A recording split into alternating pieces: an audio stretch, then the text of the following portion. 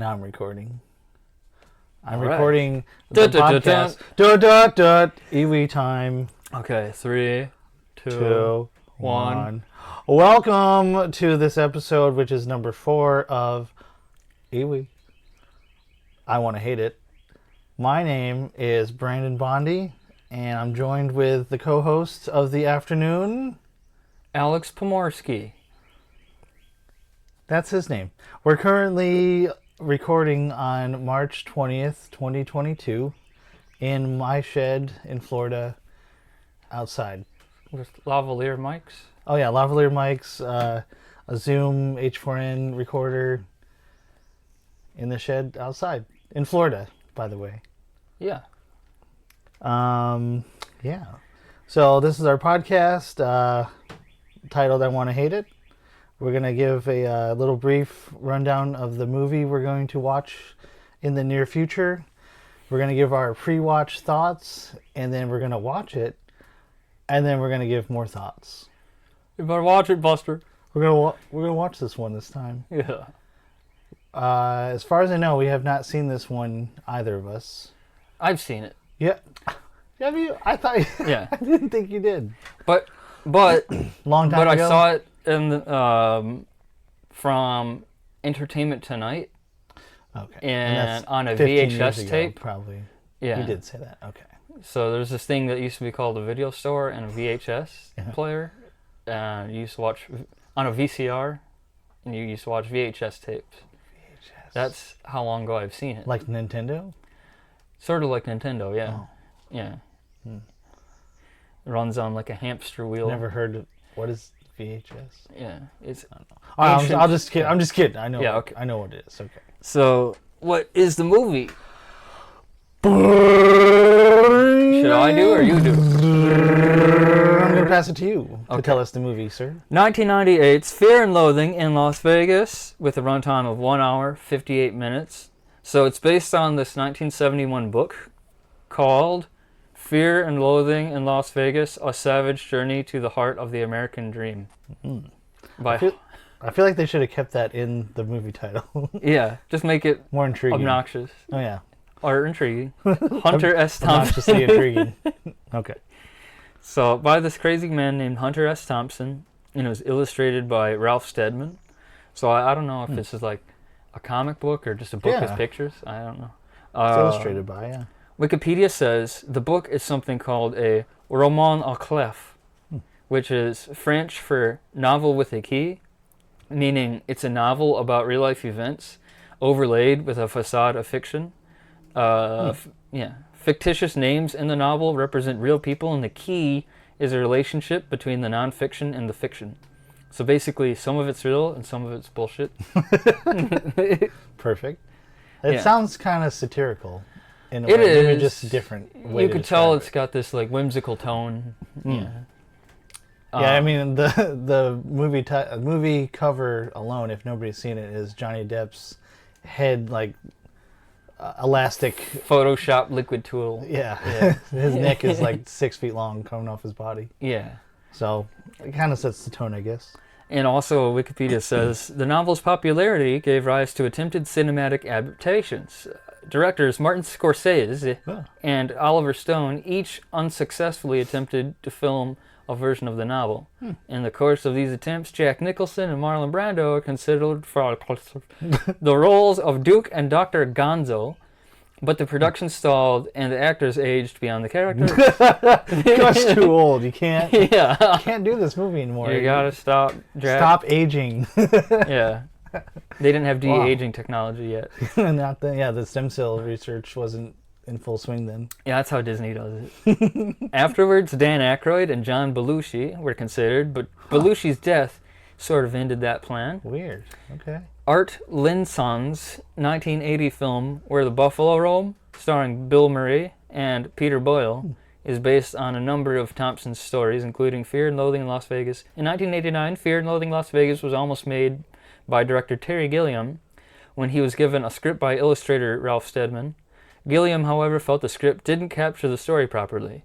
But in 1995, Gilliam received a different script and he felt that this one was a gooder, and the Was it- 99 that's Wikipedia. No, I know. Yeah. No, I mean, No, I'm reading it word for word. It hush. literally says for the gooder. No, okay.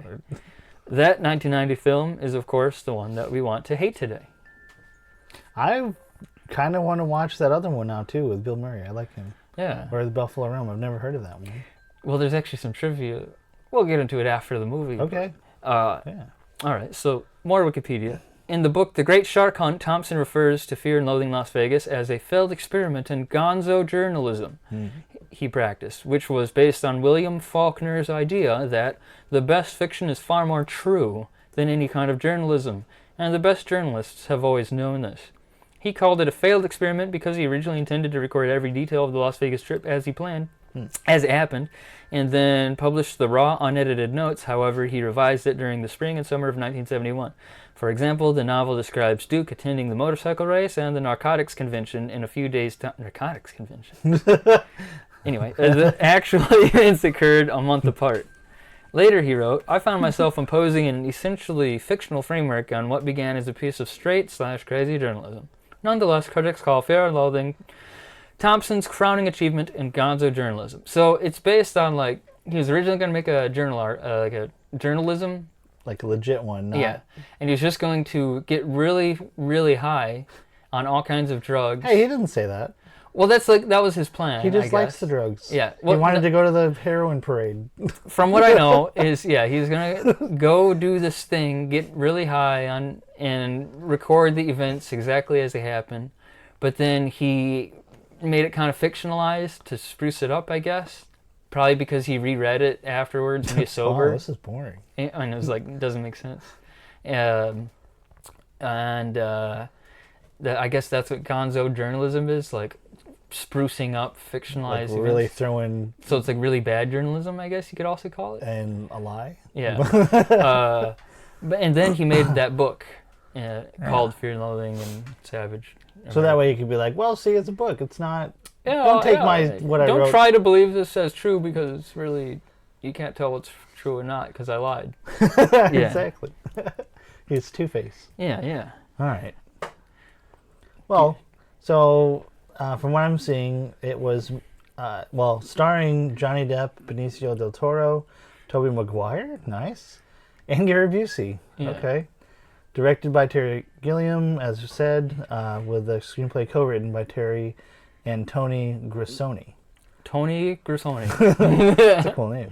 Kind of rolls off the tongue. I feel like having a name like that alone can make your Life path better. easier. Yeah, exactly. Yeah. Do you know who that is? All right, Steve Johnson, Greg Smith, Don Krakowski, Tony Grisoni. Wow. Wow. I like that. You're hired, babe. You're hired, babe. Slap her Yeah. there. Put her there. Put her there. Um, Well, how did it do at the box office? so budget, 18,500,000 estimated. So much money. And that's like low. That's like small The numbers. stuff we do is like under 1,000 and And it's all our own pocket. $18 million. So the gross U.S. Canada was 10,680,275. Opening weekend U.S. and Canada only just over 3 million. Gross worldwide was that 10,680,000. So Oh wow! yeah, see the math I did that was there. it. Mm-hmm. So with the budget being more than the profit, almost $8 million loss. And then usually they say times 2 for marketing, which would be 37 million, would have meant like a $26 million loss. Right. So Wikipedia says the film received mixed reviews from critics and was a financial failure. Jeez. But has since become a cult classic among fans. So if we don't like the movie, at least we can say we're justified by the box office performance. And not only that, but I'm starting to get a trend here is that a movie could be trash, and then 10, 15 years later, it could be renewed by a cult. Donnie Darko cult classic. Please don't. We did that already. Yeah, don't remind PTSD. Don't rewind it. I still want to hate it.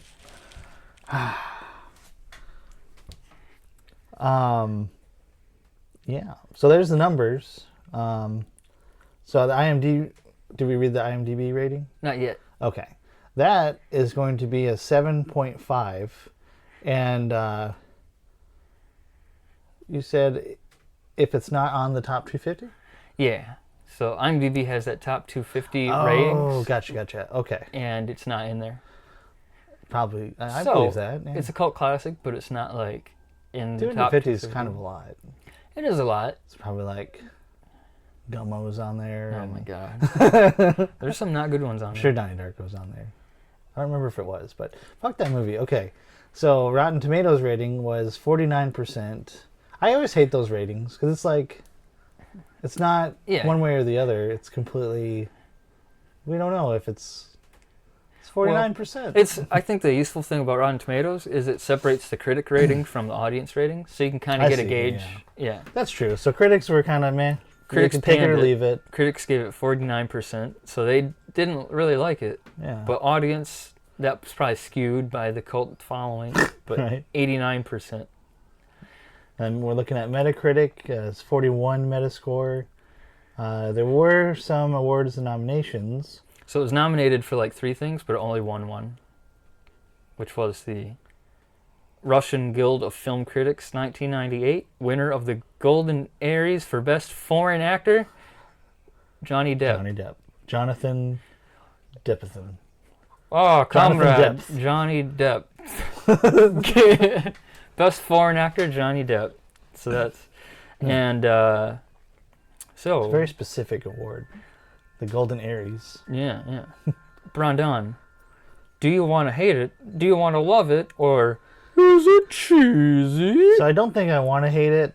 We were suggested this movie from a coworker of mine, and they said they hated it. Yes. And they really wanted us to watch it and hate it So too. that makes this our first viewer request episode. Oh, viewer request. Let's go. Let's go. Let's go. So who do you want to name drop who? No, it's okay. So I mean, huh? They know. They'll know. They know. Yeah, they know. They know. Hey, whoever you are, thank you. Yeah. You better watch. Just kidding. I personally, I don't want to hate it. I don't think I'll love it, but I do want to love it. Oh, interesting. I did want to say it's cheesy. I personally do like Johnny Depp quite a bit. Not in all of his films. I'm not going to get into that now. Maybe later. But overall, as an actor, I think he is solid. So I hope it's good. Yeah. As an actor, I like Johnny Depp too. This, like I said, I saw this movie on the ancient format of VHS, and I don't really remember it. I just remember like a vibe I got, and the vibe I got was, this isn't for me. Yeah. Because Which 15, 20 years ago, I mean... Yeah. You know, I feel like people. you're mentioning cult followings with It Shall Not Be Named, the first episode. But I feel like that one's like angsty teens, probably like that one. And this movie, I feel like, I don't want to stereotype, but probably people who like hard drugs, people who like acid and mushrooms and psychedelics, they probably like this movie, and it's probably geared for them. But for me watching it, I remember, and I was also a kid when I watched it, but I remember feeling kind of lost in the plot and like, what is this about? See, that's the thing with me. My mind instantly goes to Casino, and I really like Casino and Goodfellas and those movies. So my hope is that it's somehow more focused on, I don't know, if it's gambling or just casino life. But then, like you said, No, I don't. we are even know talking if they- about a narcotics convention. And I'd stuff, say so. Like, what my mind I jumps don't know what to to. expect. I think this is closest to Naked Lunch, Oh God. which, if the audience doesn't know, okay. that is a movie I've seen that one. about a book also, but the book was written by a guy whose whole point behind writing this book was to get kind of like this, as high as he could, and try and write a story while he was super high on all kinds of hard drugs. Yeah, And you can save yourself, audience, a trip to the movie store because there aren't any. But however you would watch Naked Lunch, it's just I wonder if it would be on streaming even. But Maybe somewhere. But yeah, probably Disney But- Plus. You know. Hey, oh yeah. Oh, shout out Disney. Sorry, don't sue us. Yeah. I feel like the plot's probably nonsense, but we might be Yeah. pleasantly surprised.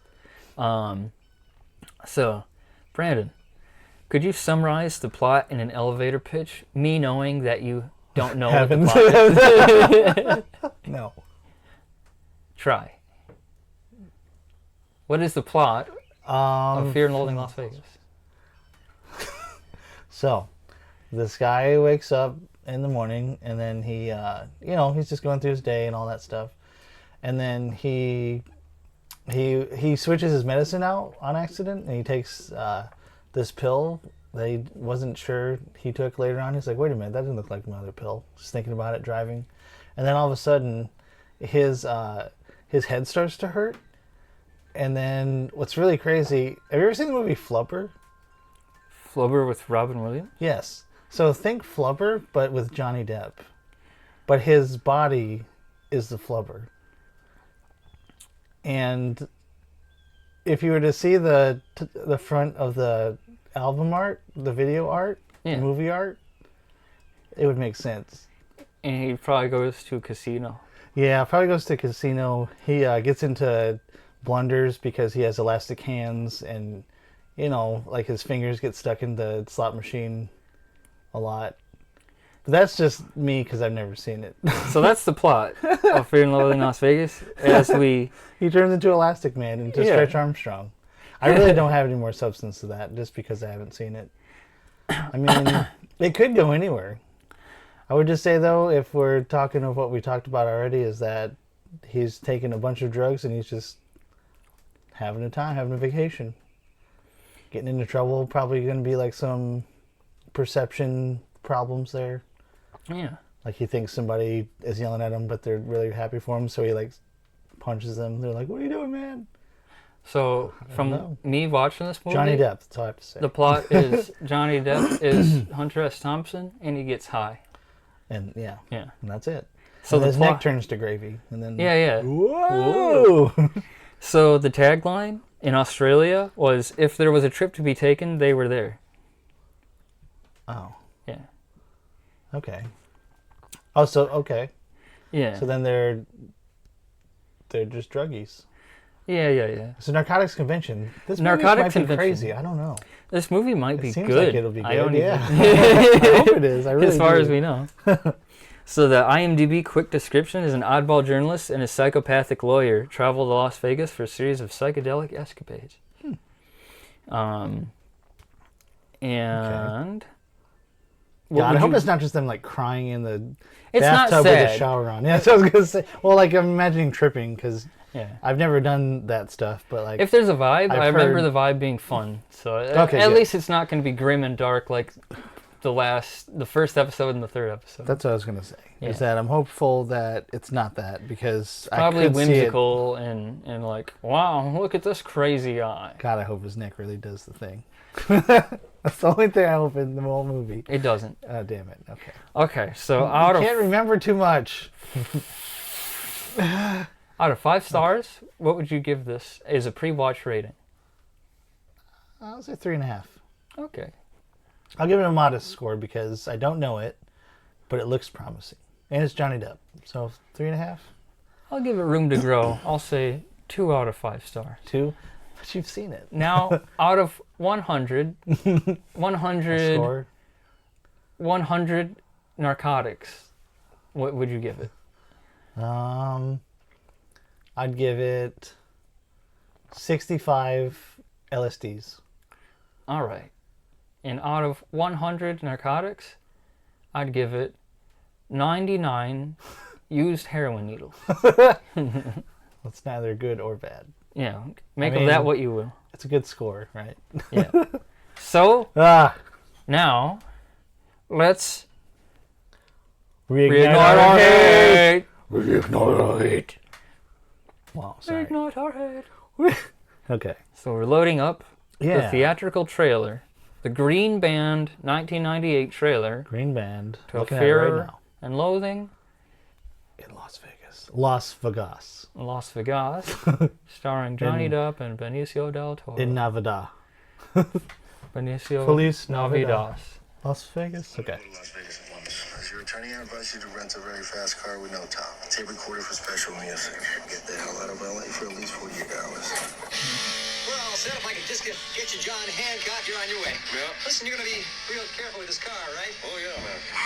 Oh, It's Johnny Depp for you. yeah. From the director of 12 Monkeys. That's another thing Terry Gilliam's done. I didn't like that either. We can't stop here. This is backcountry. Hmm. Damn, I never rode a convertible before. Look at that. Yeah, I feel like I remember. It's Tobey Maguire. Yeah, it is looks Tobey Maguire, yeah. so different. I love it. Oh, I kind of remember. I think it's kind of a road trip movie. It's not bad. These days. You can't park your car here. Why not? Is this not a reasonable place to park? Reasonable, you're on a sidewalk. 2 nights. What's the score here? Lucy paints portraits. So somebody's face just kind of melted. 2 convertibles. That was Wednesday Addams. Yeah, I don't know her name. One city. I've never missed a plane yet. So Johnny Depp has cocaine all over his nose, and he's flying through He's fields. driving into an airport. Universal Pictures. Oh, creature. So, oh, it's Wednesday Addams again. Yeah. The monkey. Johnny Depp. Benicio del Toro. Let's get down to brass tacks here, man. How much for the 8? Fear and Loathing. He's gonna buy a in monkey. Las Vegas. A Terry Gilliam film. All right, now I've got to go. Radio, man, radio. Oh man, At least it's upbeat. I'm afraid I'm gonna like this movie. Me too, man. I'm not afraid at all. I hope I do. This might actually be fun. I might hate it, but like, as a, I heard something else. Somebody Yelled, outside some of the Florida shed. man. Yeah. Yeah, we heard a hey. Okay. Hey. Anyways, back to the podcast. Yeah. What I'm saying is that with us editing and stuff, I always get, I guess, happier when I hear edits like that with Yeah. upbeat music, and it kind of sets the tone. Now, if it's not that, and we're going into it, and it's just depressing and Donnie Darko, Yeah. I'm gonna be upset, and I'm gonna write the editor a letter. Yeah. I'm not gonna be nice. Anyways, fuck that. So I just hope it's good. I feel good I hope- vibes from this yeah. movie. Looks cool. I like the monkey in it. Yeah. Oh, I don't think I ever said if I dinosaurs want are to hate cool. it or not. I'm going to say now, Do you want to hate I it? want to love it. Okay. So we both want to love it. I mean, there's a chance it could take a wrong turn, but Yeah. and it looked like Tobey Maguire was only in there for like 5 minutes. Wearing like He probably a has a skull scene. cap with It was awesome. yeah, fake hair, thin hair. Okay. They man. Tobey Maguire to do that more often. Yeah, yeah. But yeah, so that was the trailer. We just watched that there. Yeah, man. Want to love it? Hopefully, want to like it at least. Yo, let's go. Fear and Loathing Las Vegas, let's go. Let's go. I pull up. I pull up. Okay, All man. right. So now that we have watched that, we are going to actually watch the film, take notes, see what we think, and let y'all know what we think. Yeah. So you can think how we think. But probably not. Yeah. Maybe. Okay, boyo. Should we watch it? Yeah, we'll watch it and we will reconvene with everybody soon. Boom, boom, boom, boom, boom, boom, boom, boom. Fear and Loathing boom, Las boom, boom, Vegas, boom, let's boom. go. Mortal Kombat. Okay. Drugs.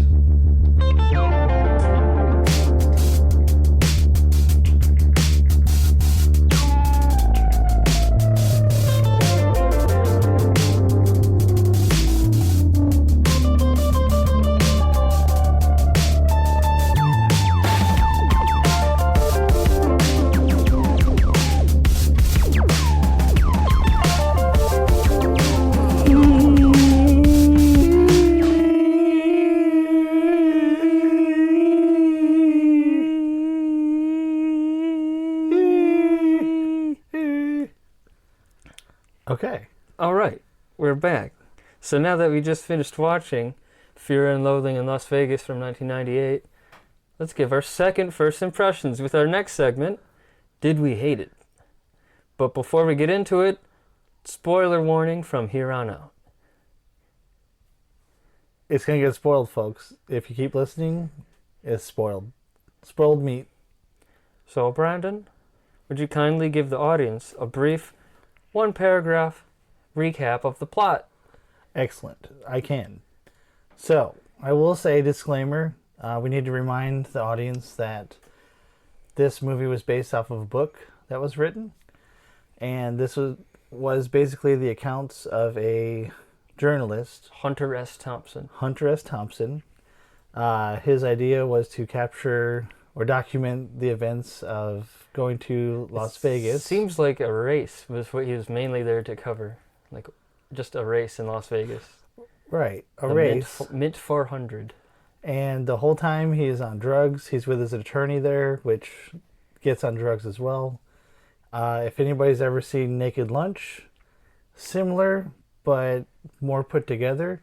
Similar in the fact that it was written by a guy on hard drugs the entire time. Right. But different in the fact that Fear and Loathing in Las Vegas is based at least somewhat on real events. Correct. And ultimately, the movie is just them going through, which is Hunter S. Thompson and his attorney, going through all their escapades and being on a crap ton of drugs, adrenochrome and mescaline, LSD, whatever, anything. Yeah. And it's literally just capturing their events. It's not like a super big story movie or anything. It kind of feels like Rat Race-esque. Yeah, it's Like kind of just following them along. There's elements of a road trip, elements of obviously drug movies, Yeah. elements of quirkiness, and that comes from both Johnny Depp's performance and Terry Gilliam, the director. Which, not spoiler, but that's what we were doing at the beginning. Yeah. So, with the plot summarized, let's unpack our post-watch thoughts and feelings. So we've both taken some notes, and we'll try to go through them in order.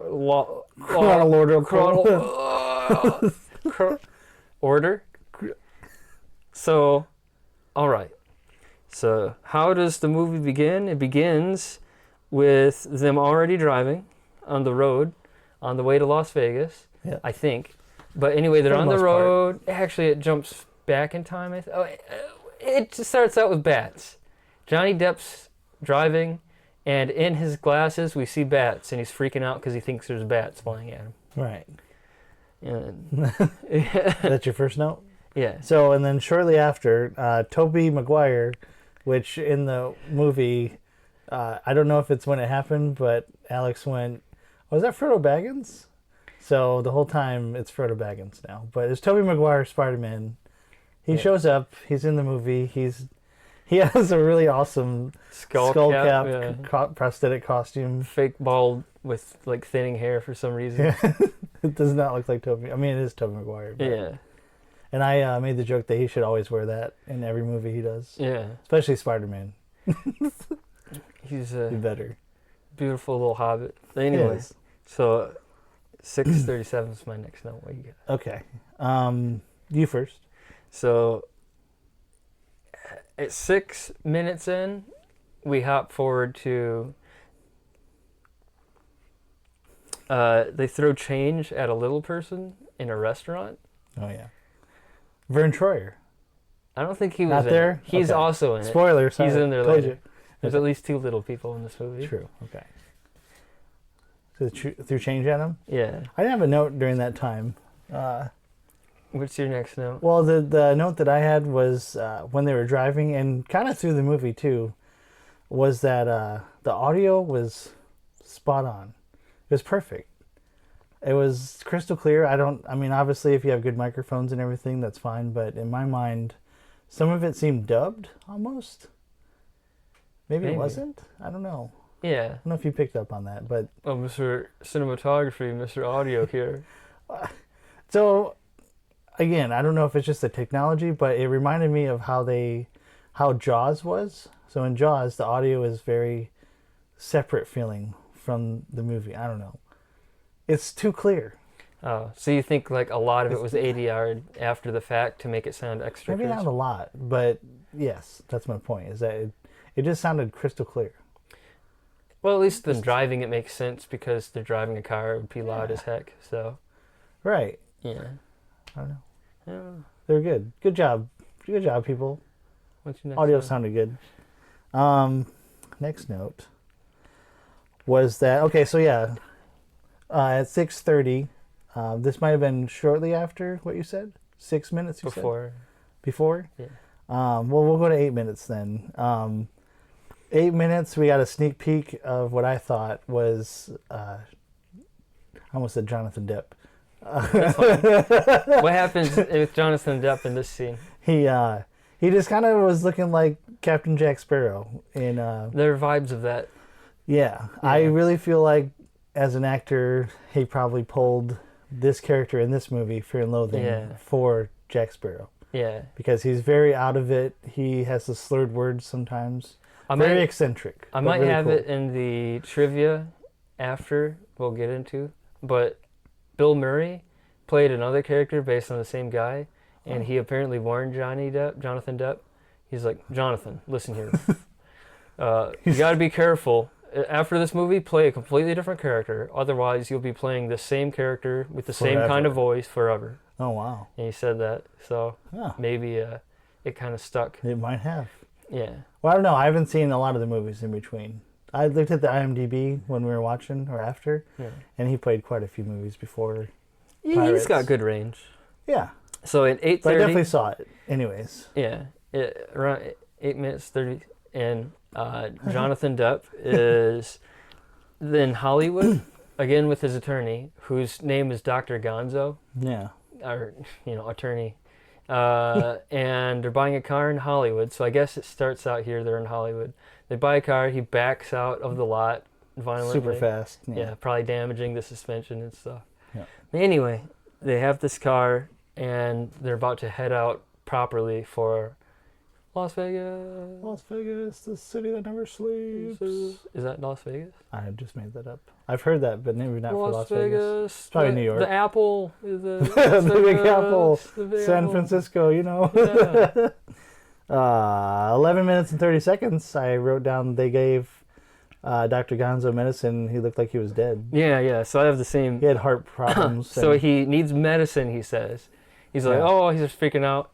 Oh, and this is Benicio del Toro, by the way. Yeah. Dr. Gonzo. They were all driving. Benicio was driving, and he started. He's like, he literally just like pulls off the side of the road. Yeah, violently again. And he's like, I need medicine. Something. They pull over, and he pulls out a gun. And as they pull over, and he pulls out the gun, and Johnny Depp pulls out drugs, and he takes some himself. Tobey Maguire jumps out the back. Yep. Yeah, he just left. Like he had Yeah. zero character development. It's not like he was a cameo because. Well, it was a cameo, but that's kind of that's a weird cameo. emblematic of the way the whole formula of the movie is. True. It's things happen. There's cameos from famous actors, There's another one cool later. Yeah, there's like 3. Yeah, and then move on to the next scene. So my next note is at 14:30. Oh, well, yeah. So after the guy was given the medicine was just at 12 minutes, I noted, again, Tobey Maguire's headpiece is how his hair should be always. Yeah. And then I put parentheses Frodo Baggins. At 15 minutes, 30 seconds, so was yours right before that or after? I know it's just they get to Las Vegas. So okay. Just around 15 minutes in, we're in Las Vegas. 15 minutes in, I think they're checking in at either a casino or the hotel. Yeah. And, right, so Jonathan Depp. Now, what was he on at this point? Was it I think it was acid. Acid, yes, that's right. He'd so in the car, right before they get to Las Vegas, I think he eats a little strip of acid. Yeah. Or at least puts it on his tongue. My note was that they did a good job showing drug effects. Yes. Like the floor, the carpet looked like kind of snakes. Cool floor wiggling effect.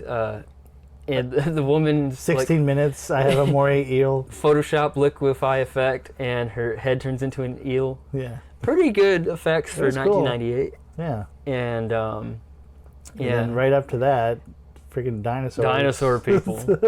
They were pretty cool looking. Yeah. So they're like a casino Like at the Fifth bar. Element-esque almost. Yeah. Was that? Well, can't talk. Ha ha. What is it good for? Okay. See, basically, Some dinosaur people. He hallucinates this bar is full of. If you've ever seen the Super Mario Brothers movie with John Leguizamo, I was thinking Fifth Element, same. but yeah, same dealio. Exactly. The gombos, the Yeah. the goombas, Goombas. the gombos. Yeah, the Gombos. And the gombos. we see The that Goombas. Jonathan Depp has a bald head. Oh yeah, But yeah. he does. So he's still freaking out, and then they go to the hotel room that they're in, and there's like a horror movie. No, it's a war movie. Right. And he starts freaking out about the Vietnam War, He which sees is like happening. a chopper on the ceiling. Yeah. Everything he sees just becomes alive. Yeah, Basically, yeah. this is so drugs. the TV is Vietnam, because this takes Yeah. place in 1971, by the way. Yeah, so there's not necessarily political, but war references for sure But it's not really like trying to say anything. It's more just he's freaking out. during that time frame. Yeah. And we see bombs dropping. Like he sees a literal Vietnam soldier appear. Yeah. And this is when, as he's freaking out, the photographer knocks on the door. Oh right. And Yeah, the photographer he was sent there to meet. yeah, because again, he's a journalist and he's here on the Like goal an assignment yeah, for that to, race. to do a race. So the photographer comes in. He's a normal guy, not high on drugs, and his attorney, who is of Yeah, course Benicio. also always high on drugs, answers the door with a gun. Yeah. And the photographer's like, "Well, gee willikers, how are you doing, fellas? I'm your photographer." I'm your photo guy. Yeah. And so Hunter S. Thompson's cowering. He's freaking out. Nothing's making sense to Yeah. either of them right now. Benicio del Toro is paranoid about this guy. And Yeah. the guy's like, "Well, I'm going to let myself I'm just out." gonna leave. I'll meet you guys later. And my next note was 24 minutes. Yeah, my next note is 23 Dust minutes. storm. Yeah, so the Mint 400 race. Yeah. So at only 23 minutes in, he's already doing the thing that he's there to do in Las Vegas officially, which is cover this race. And it's some crazy sandy motorbike thing where they take Yeah. turns riding a motorbike It's around. like enduro, they call it. Yeah. Because he did mention endurance. Like they were like, it's not about. It's not about the race who's the anymore. winner or It's something, about yeah, endurance, exactly. something like that. And they're like dirt bikes. But at 24 minutes, there's a massive dust storm. So literally, Yeah. he says that he could barely do his job because of the And I think dust. this is probably partly Terry Gilliam, the director, embellishing things. So he, from what I've seen in his other movies, he has a style of he really exaggerates everything to the maximum. And so everything is dust. You can't see a foot ahead of you. They're driving in this Jeep trying to cover the race, but you can't see beyond the Jeep. Yeah, it's You can't ridiculous. see anything. And what did you say about the cameraman with his lenses? It wasn't anything funny. I literally just wrote at Can you 26 minutes 30 seconds, guy using a camera in the middle of a dust storm, and I said, "Wow." Can you imagine changing lenses? That's Oh what right, you yeah. said. 'Cause he was like, "Yeah, I'm just trying to figure out what lens to use and everything," and that's what I say. Can you imagine just changing your lenses in Oh my that? God. All of the dust you get on your sensor. For anybody who might not know, like professional level cameras have interchangeable lenses, and so you gotta be really careful that a single mote of dust doesn't get on the sensor Not or the even lens one. when you you could be swap. finished at that point. Yeah, and yeah, it would be It's a nightmare. very dangerous. So like even just shooting in the dust storm is Well, your lens is screwed Yeah, because it's just gonna get be scratched. etched, yeah. when it be over, it just looked like you took cheesecloth to it. But if you took the Not lens cheesecloth. off, Steel wool. Cheesecloth is soft. cheesecloth man. probably wouldn't be good. I don't but know why I thought that. Cheese grater is what I was thinking. Cheese but grater, steel wool is what I was thinking. it would scratch the lens. It scratched it to shit. My next note is at 26 minutes 55 seconds. Uh-huh. Johnny Depp just says, "You're fired, you awful jackass." Oh, yeah. It was to the photographer, right? yeah. Yeah. I don't remember why. He was just freaking out. Yeah, he was freaking Nothing's out really making because sense he's to me. always high. And, Yeah, the whole movie, not even a second. and I he's think not. it was probably because the photographer was too into taking photos of this dirt bike thing, and Johnny Depp was like, I can't stand this. I mean, no. So I was think it? I remember is that Johnny Depp was basically done at that point, and then the other guy was like, "What are you doing? We're still. Come on, we gotta Yeah, go." yeah. It's He like, was, no, he you're was fucking into it. fired. He Really? was into it. I'm done. So basically, he was fired because he wanted to do the job they were there to do, Right. and Johnny Depp just wanted to get high, I think. I mean, and he wasn't So, feeling it. we Well, can the get photographer is like, "What are you talking about, man? We got to keep filming this. Right. We got to keep going." And Johnny Depp was like, "No, man, No. we don't."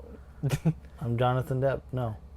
I'm Jonathan Depp, pretending to be Hunter S. Thompson in this movie. We're not doing this anymore. So I got it 30 minutes. Yeah, What's your yeah. next? So they're back on the Vegas Strip after the Mint 400, and they bribe their way into seeing Debbie Reynolds. Well, I was going to say real quick, I got that they got kicked out of the show. Yeah, that's what I okay. have. I said they got kicked out of the show that they were at. They're too drugged, and I said they're getting really stupid now. Yeah, They're yeah. just getting really so obnoxious. these characters that we're following, they're not good guys, especially not the lawyer. They're not criminals per se, but they're definitely just reckless. Yeah. And a lot of it can obviously be blamed on the hard drugs that they're doing. oh yeah. But this is your first, well, I guess not even your first, but one big sign that this attorney guy just wants to get his way. And so he goes to this Debbie Reynolds, who I don't know who that is. I don't recall. Debbie Reynolds is the person they're going to a concert to. She's kind of a recurring motive throughout the movie. Like, he's got kind of an altar to her later. I don't know why. I don't know. But anyway, let's Probably the assume drugs. Debbie Reynolds is a singer. Yeah. She's a singer. They go to a concert. The attorney bribes his way in, and they immediately, like 5 seconds later, get kicked out, I guess, for laughing. Okay. See, then that was probably the part right after that. Yeah. Yeah. So they... So they had handkerchiefs, and I said, so they kept talking about ether as a drug. What minutes in are you at? 31 minutes, like directly Okay. after 30 minutes. Yes, okay, so I guess this part is when their coordination gets messed up. So they take ether. Yeah. So that whole Debbie Reynolds scene, by the way, is just a scene that has no connection to anything else happening. It's just another interconnected scene that doesn't connect to anything else. It's just a scene that happens. Which there are enough of them in this movie, but it wasn't enough to like... It doesn't make you throw you mad. off. It's just kind of like, It's kind of pointless. all right, we're doing this now. But like directly after... After this, they take ether, Yeah. and it's messing up the methamphetamine. They're literally chloroforming themselves. Yeah. They put it on handkerchiefs, and they're just walking around with handkerchiefs on their mouth and huffing Yeah. ether. And so I think this is a pretty famous quote. He says something like, "Oh, ether messes up your coordination. You can actually see yourself behaving in this awful way." So like the ether apparently makes your hand-eye coordination, Out of everything body. whack, and yeah, it's kind of out of body feeling.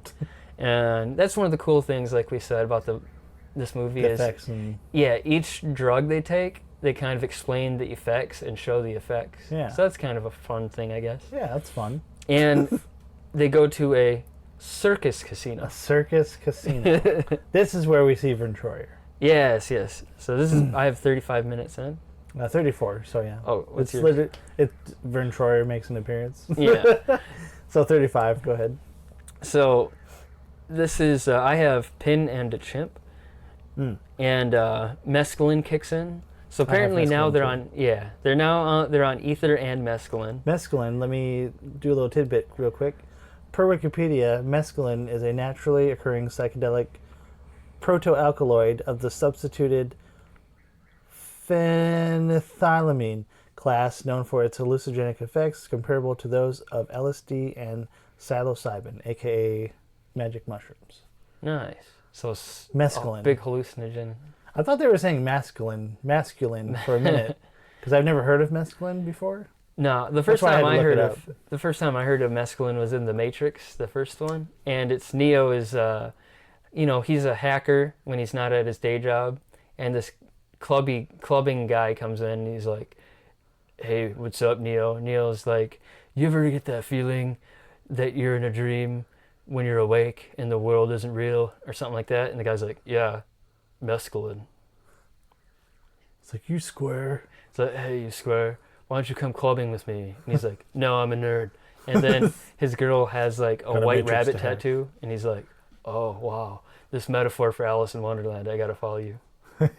Anyway. And I'm the one. Okay. Yeah. 40 minutes is my next note. Okay, so 37 minutes, I have that they're at the carousel bar. 47? Yeah. Oh. 37. Oh, geez. Okay. Yeah. 37. And at this moment, Carousel. I'm thinking the like... carousel bar. This Yeah. circus casino was pretty lit.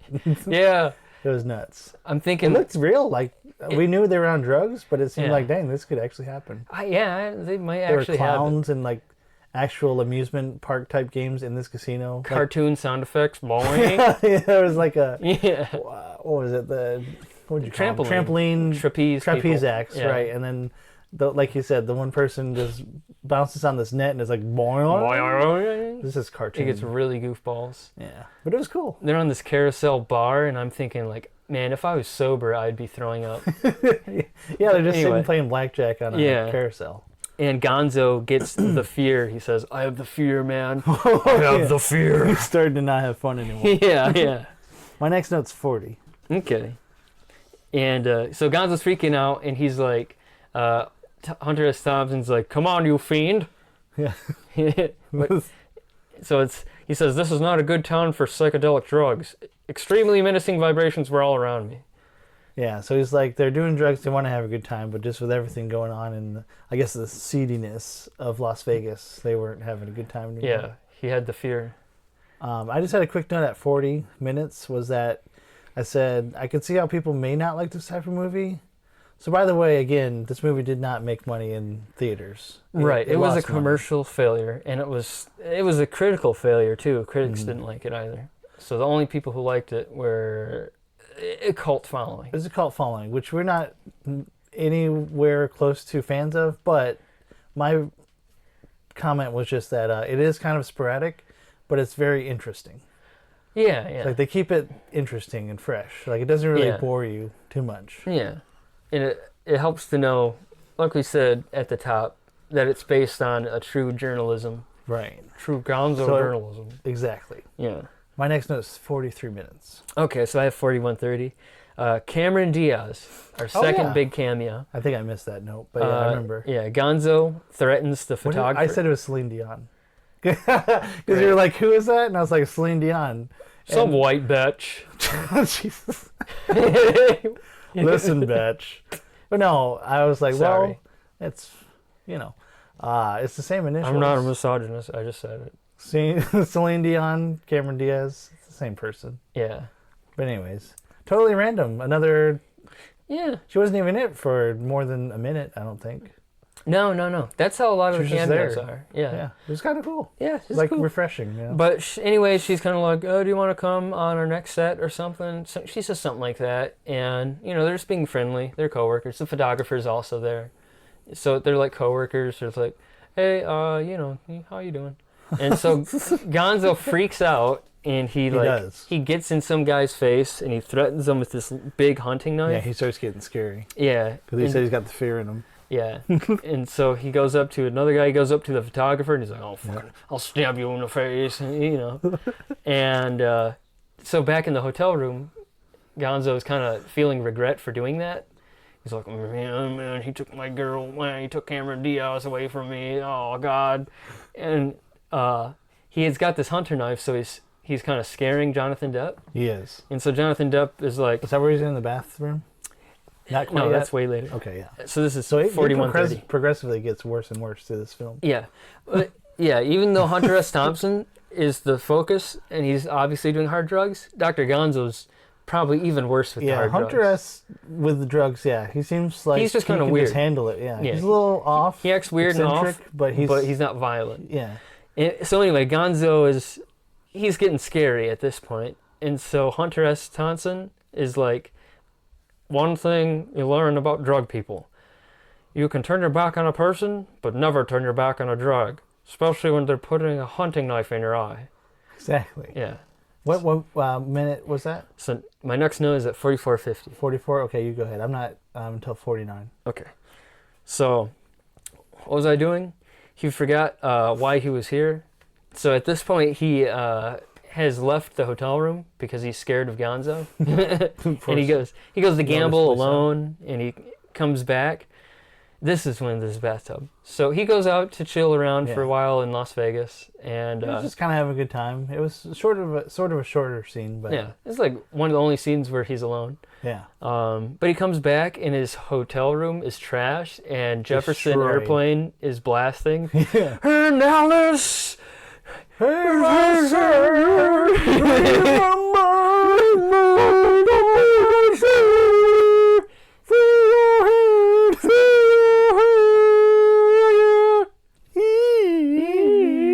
Okay. Gonzo ate all the acid. Can I say my 49 minutes? Yeah. I said, dude this is all capitals, tripping. I Yes. said in the bathtub to White Rabbit.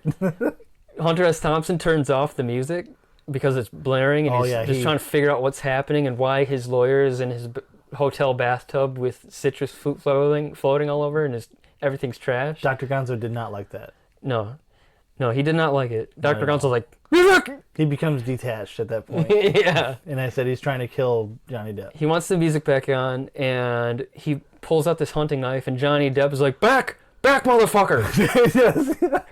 This is the emphasis. I am Ahab! And he has a shower rod. He does. He does stab him. I am Ahab. He has the shower rod, and he's remember like trying to get back, keep him from coming out of the bathtub, and they're threatening each other with a knife and a shower rod. Yeah. And so I'm not exactly sure what happened next. I have 49 minutes. He holds this music, this like giant cassette tape player. 49 minutes, you said? Yeah. I think my time codes are a tad messed. Okay, I'm going to get back on track here. Johnny Depp doing drugs out of a light bulb. Do you have that on there? That's at 52 minutes for me. 52? Okay, I'll fix it. We're good. Okay. Go ahead with your note. So at 49 minutes, he's holding this big cassette tape, like over the bathtub. Oh, And yeah. I think Gonzo wants him to kill him. It seemed like he wanted him to throw it in the bathtub while he's in And there. he's like, what are friends for? And He was like, you'll last in seconds, or he said something like... yeah, We he's did like, you 10 won't feel it. seconds. You won't feel a thing. Yeah. And so, he's doing a countdown. He's like 5, 4, 3, 2, 1. But he drops it. He doesn't put it in the bathtub. Yeah. And he just closes the door and puts a chair up against the door. Because he loses his mind. And and his Dr. lawyer's Gonzo. like, "Ah!" Oh my just God! screaming. Hunter S. Thompson, he grabs a loudspeaker, like a police, like, Yeah. stop, open it, and a can of mace. And Gonzo busts. He said, I got mace. Yeah, he busts out, and he's like, I got mace. And Gonzo exits the bathroom and says, eventually, Gonzo's like, he chills out a little bit. He's like, oh, man, whoever said about killing you, man? I just wanted to cut something into your forehead. What minute you have there? My next note is 52 minutes. Okay, go ahead. Because I had that at 57 was... Oh, no, yeah, okay. Go ahead. To add on to what you said about the forehead, I have another note later. Yeah. Go ahead. I guess I got ahead of myself. So I guess... No, you're okay. He threatens to. He runs out of the bathroom. He doesn't lock the bathroom yet. At this point, he just has the mace, and he yells at him with the loudspeaker. Gonzo gets back in the bathroom, and then he locks him in with the chair against the door. Right. And he says something about, like, Gonzo is about to have a terrible trip. He's going to go very introspective. Yep. Yeah. What's your next note? My next note was basically, as Hunter S. Thompson was waiting for his trip to fall down or whatever. Yeah. Or come down, he was smoking. It seemed like he was either marijuana, because there is emphasis later of marijuana, how bad it is. I thought it was marijuana, but it's I out thought of it a could be light bulb. crack, because literally imagine a light bulb and you're smoking it through the bottom of it where you plug it in. Yeah. And he was lighting the bulb on fire like a crack spoon and smoking out of it. So I don't know what he was I wouldn't smoking. put it past him to be smoking crack. Right, at that point, we don't know. But anyway, right after, there was a mention of The Matrix. Yes, so that's my note too. And I said maybe some inspiration for Wachowski Bros, but probably not. But I wouldn't put it past them. They stole a lot for that movie. Yeah? I love it, but they stole a lot. But yeah, anyway, so he's doing kind of a retrospective. He's remembering 1965. And yeah, he's in a nightclub called The Matrix. Yeah. And another cameo, he sees what I think is probably the real Hunter S. Thompson. He's like, I saw myself. And then there's another dude who might be the director, I don't know. Yeah, we were wondering, there's a couple cameos. We're like, that might be somebody to note. Yeah. And then he's in the bathroom, and there's this hippie, and he's like, I've got LSD on my sleeve. And then the hippie comes in, is licking LSD off of Hunter S. Thompson's sleeve Yeah. in 1965. And some businessman sees him, and it gets very poetic. I'm going to sneeze. It's okay, bless. That's Wow. disappointing. Damn, you look like your face is flinching and everything. Yeah. Okay. Just happens now. Go ahead. Snap back to reality. Back to reality. What the ghost over No sneeze. Okay. Yeah. Somebody know it's 56? Do you have? 57, but it might be. Is it about a forehead? No, not yet. Okay. So he's calling the 60s, getting all poetic, and he says like a deep quote. He's like, "We felt that our energy alone could defeat the forces of old and evil. But only 5 years later, the wave crested and receded." Yeah, so he's like saying basically the 60s, hippies, anti-war, and they're like, change, civil rights movement, all that stuff. Change. Turn the fool. That's the sound of the wind. Okay, so Okay, so he's having a nice trip. It seems, Yeah. remembering damn 1965. Dr. Gonzo, he's not having a good time. Yeah, but then he goes to sleep, and I Yeah. have 57 minutes. Goes to sleep and wakes up with a fucking carving in his forehead. A Zorro Hunter S. Z. Thompson, Yeah. Hunter S. Thompson does. So that's what I was saying, is that Johnny Depp literally has a carving on his forehead, so the guy really actually did it in the middle of the night. Yeah. Basically, in this movie, anytime Johnny Depp wakes up, he has no idea what happened, and things are whack. It's Yeah. crazy. So he wakes up, points a gun at room service, has a Z carved into his forehead, and I have 5820. My next is until 61. Okay. So, and he finds out that Dr. Gonzo isn't there in his hotel room because they Yeah. were sharing a hotel. Scary. And Dr. Gonzo apparently did something so that it was like $40 an hour for every hour or something. Yep. And Yeah, he just racking up room he service ran up and the hotel everything. bill, They yeah. obviously cannot pay that. and then he left Thompson alone with the bill and no money to pay for it. Yep. And Hunter even mentions, I don't even know who won the race. So the whole point he was there for, he doesn't even know what happened. Right. He was like, man, all this? I have 5951, a telegram from Dr. Gonzo from Los Angeles, apparently. He gets a Right. telegram from like room service or somebody, and from some hotel dude. And the hotel dude is like, well, if Mr. Gonzo's still asleep, maybe we could talk to him. And at this moment, Hunter S. Thompson's thinking he's going to get like thrown in jail for not paying the bill. Right. So he's just trying to get away from this hotel. Yeah, he doesn't know what's going on. Yeah. But during all that, he's trying to basically escape rent-free, to get away from the hotel bill and everything. Yeah. He does actually, I don't know what you'd call it, quote the movie title. Yeah. He says yes. he was having terrible thoughts. He and name then drops the He title. name drops, I'm having terrible thoughts. Fear and Loathing. Fear and loathing. In Las Vegas. No, Yeah. So finally, he does get away from the bellhop guys. It was kind of a funny scene. He would start to drive off, and the guy was like, "Well, we don't have lunch, or yeah, we have lunch with Dr. Gonzo." And it's like, "Yeah, no problem. Okay, I'm leaving." All right, then you drive 5 foot. Okay, but Dr. Gonzo, right? He's a cool guy. Anyways, after he finally leaves the hotel, casino, He's leaving Las Vegas. leaving Las Vegas, we're talking about 63 minutes here in. I have 61 minutes. What do you got? I have a cop starts to pull him The over. cop A policeman, is some guy Some that you might be guy. familiar with. another cameo So appearance. so basically, this police officer is chasing after him, and he's like talking all throughout this movie. By the way, he's doing narration. So in his narration's like, the policeman won't respect you if you just immediately pull over.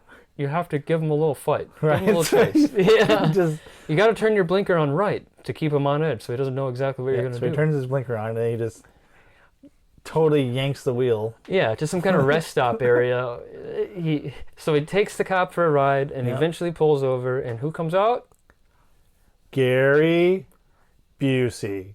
Gary Busey. Gary Busey. Yep. So Gary Busey. Busey comes out, And Hunter S. Thompson's like, oh, you know what? I did the crime, and I knew it was wrong, and I did it anyway. Yeah.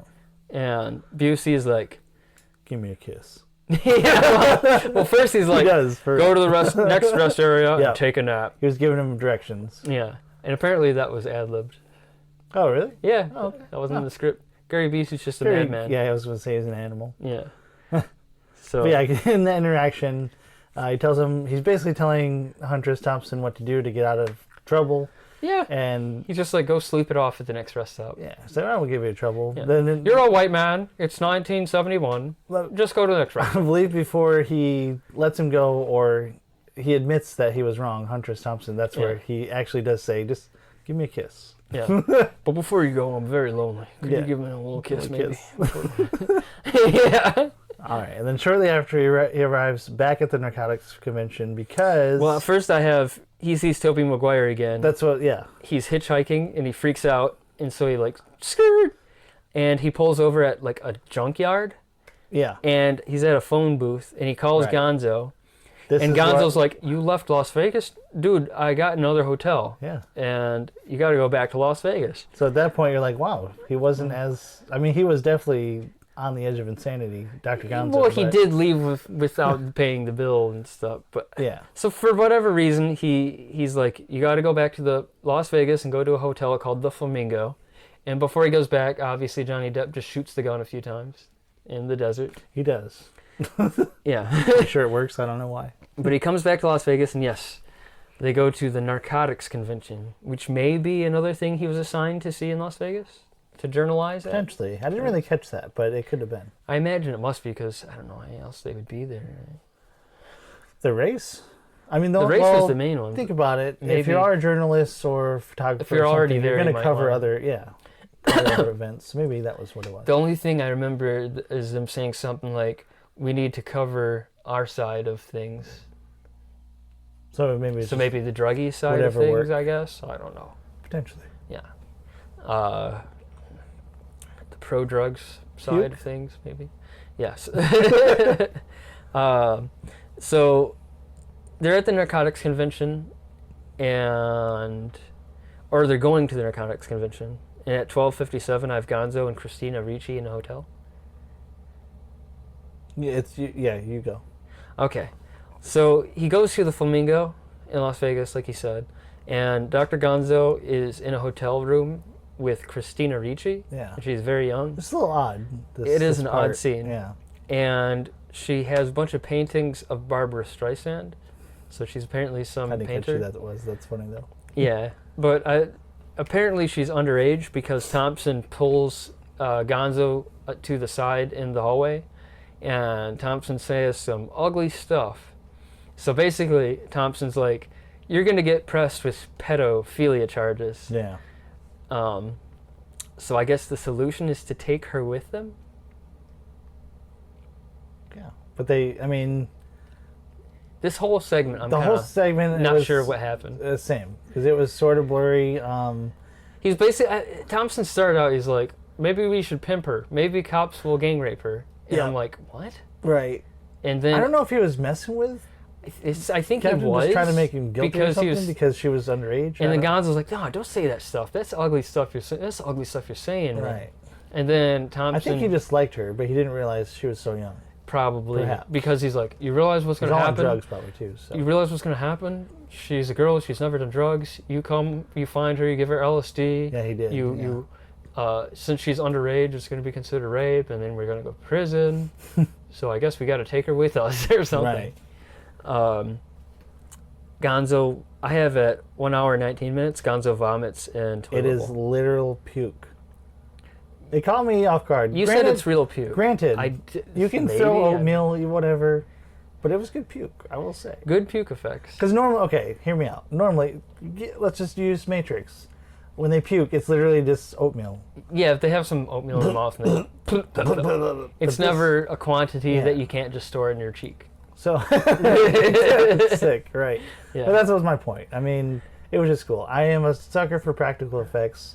Oh, me too. Granted, it was probably water and carrots, but it looked real vomit to Yeah, me. it looked good. I could smell it. So I was surprised it took that long for vomiting to happen in this movie. right after though, I actually didn't get his name. I wish I did. There's an example of an actor that you always recognize but have zero clue of their name. It was the mustache guy, and he had they immediately after he puked, they were back at the Carnival Casino, and it's this guy with a mustache. I'm trying to think of what he looks like. We're gonna look up. I'll look up to this episode what his name is. But you remember what I'm talking about? We're at the narcotics convention? No, not the convention. Because that's what I have next. What's your note time? Hour 20. Yeah, me too. Okay, well, say your note. So at the hour 20 mark, they're at the anti-narcotics convention.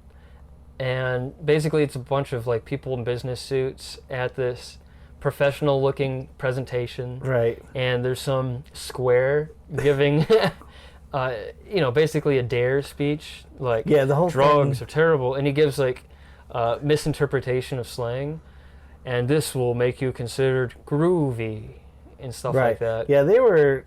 Now, granted, I can't remember. Okay, this movie was 1999, I believe? 1998. 98. Okay, so back in the 60s, reefer madness, all that stuff. Yeah, they What's have no going on? idea what drugs actually So they're like. really they're terrified of harping drugs. on it. Yeah. Regardless, it's still a drug. Yeah. I got his name, Michael Jeter. Here's his face. Yeah, okay. It's one of those actors you He's always the- recognize. he's He's the in square. Jurassic World Yeah. 3, Jurassic Park 3. He Gets killed by the damn T-Rex. Spoiler. Oh, sorry. Have you never seen... Oh, no. It's Lost World. Michael Jeter is in Lost World. He puts Jeff Goldblum in the high hide with his daughter, and he goes to That's not him. That's not him. That is him. I swear to God. That's not him. I know exactly who that is. That's a guy from The West Wing. I don't know his name. They look the same. Yeah, I guess. Oh, man. They look like that's- middle-aged white men. You're wrong. Jurassic Park 3, you said The Lost World. In the High Hide, that's the guy who's from The Oh. West Wing. In Jurassic Park 3, he is in it, and he's one of the mercenaries who gets killed. Do they look similar, or am I just stupid? Well, Both. am I just mistaken? Fuck! Anyways, that's No, the man, thing. it's all It's an good. actor you always recognize, but you never know their name. Yeah. It's Michael Jeter in Fear and Loathing in Las Vegas. So that's another cameo. Okay. Yeah. Yeah, I mean, this is like Cameo City. This is crazy. Yeah. It's pretty cool. Yeah. That's why it was interesting. There's interesting characters. There's at least throughout the something movie. happening in every scene. Yeah. It's something. So I have an hour 23 next. I already know in my mind who. I'm still stuck on the high thing. I know exactly. He's Yeah. bald. He's. I don't know his name. All I I, don't know either. is You're right. his I don't biggest know. role is probably The West Wing Right. as Toby. But Yeah. I got the. I've watched so many Jurassic Parks. I've melded them all into they're one all movie. one movie now. Right? It's all a nightmare fusion. So my next note is All right. at on hour 23. Yeah, same, honestly, same. But it was just beware. This is marijuana prohibition propaganda. Don't do it speech. Beware. Marijuana addicts may have dried semen on their pants from Yes. excessive masturbation from lack of rape Yeah, so victims. they're showing a video. There's like a video, one and made it's me one of those reefer giggle. madness kind of videos. It's dope fiend. Warning: the dope fiend will have pants encrusted with semen from constantly jacking off because they have no one to rape.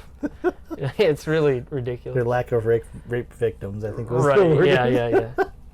It's like like a vampire. They just have to rape people. Yeah. I have to smoke that giant cigarette. You're gonna. Jesus It's a Christ. roach because it looks like a roach. Oh yeah. So an hour 24. 25, but it's not a spoiler or anything. I'll just say mine. I just said I don't think I hate this movie as much. At this point, it's Johnny Depp's antics.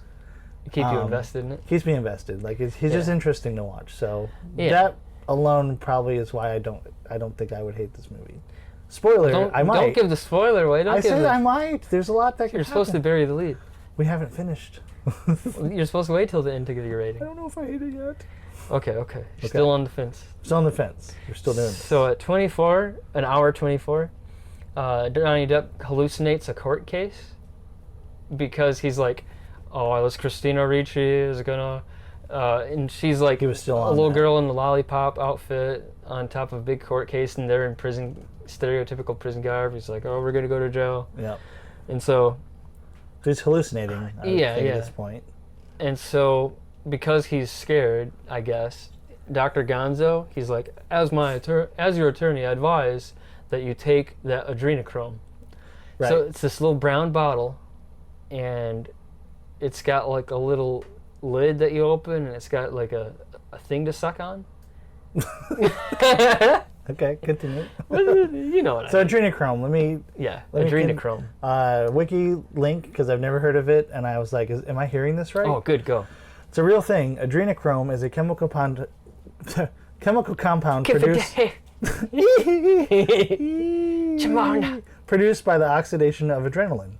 It was the subject of limited research from the 50s through the 70s as a potential cause of schizophrenia. While it has no current medical application, the related derivative compound carbazochrome is a hemostatic medication. That is adrenochrome. Interesting. In a nutshell. It sounds like this stuff is bad stuff. It's not something that you would just go and buy. It's not your common hard. Hey, you got any adrenochrome, yeah. brother? No, I got weed. I have exit. No, I want adrenochrome. Yeah. Now. So, give it. Thompson takes this adrenochrome and he takes way too much. He licks way too much off of this way too much dipstick, and he's like, and he starts to trip bad, and he puts this orange towel over his head, and he starts going.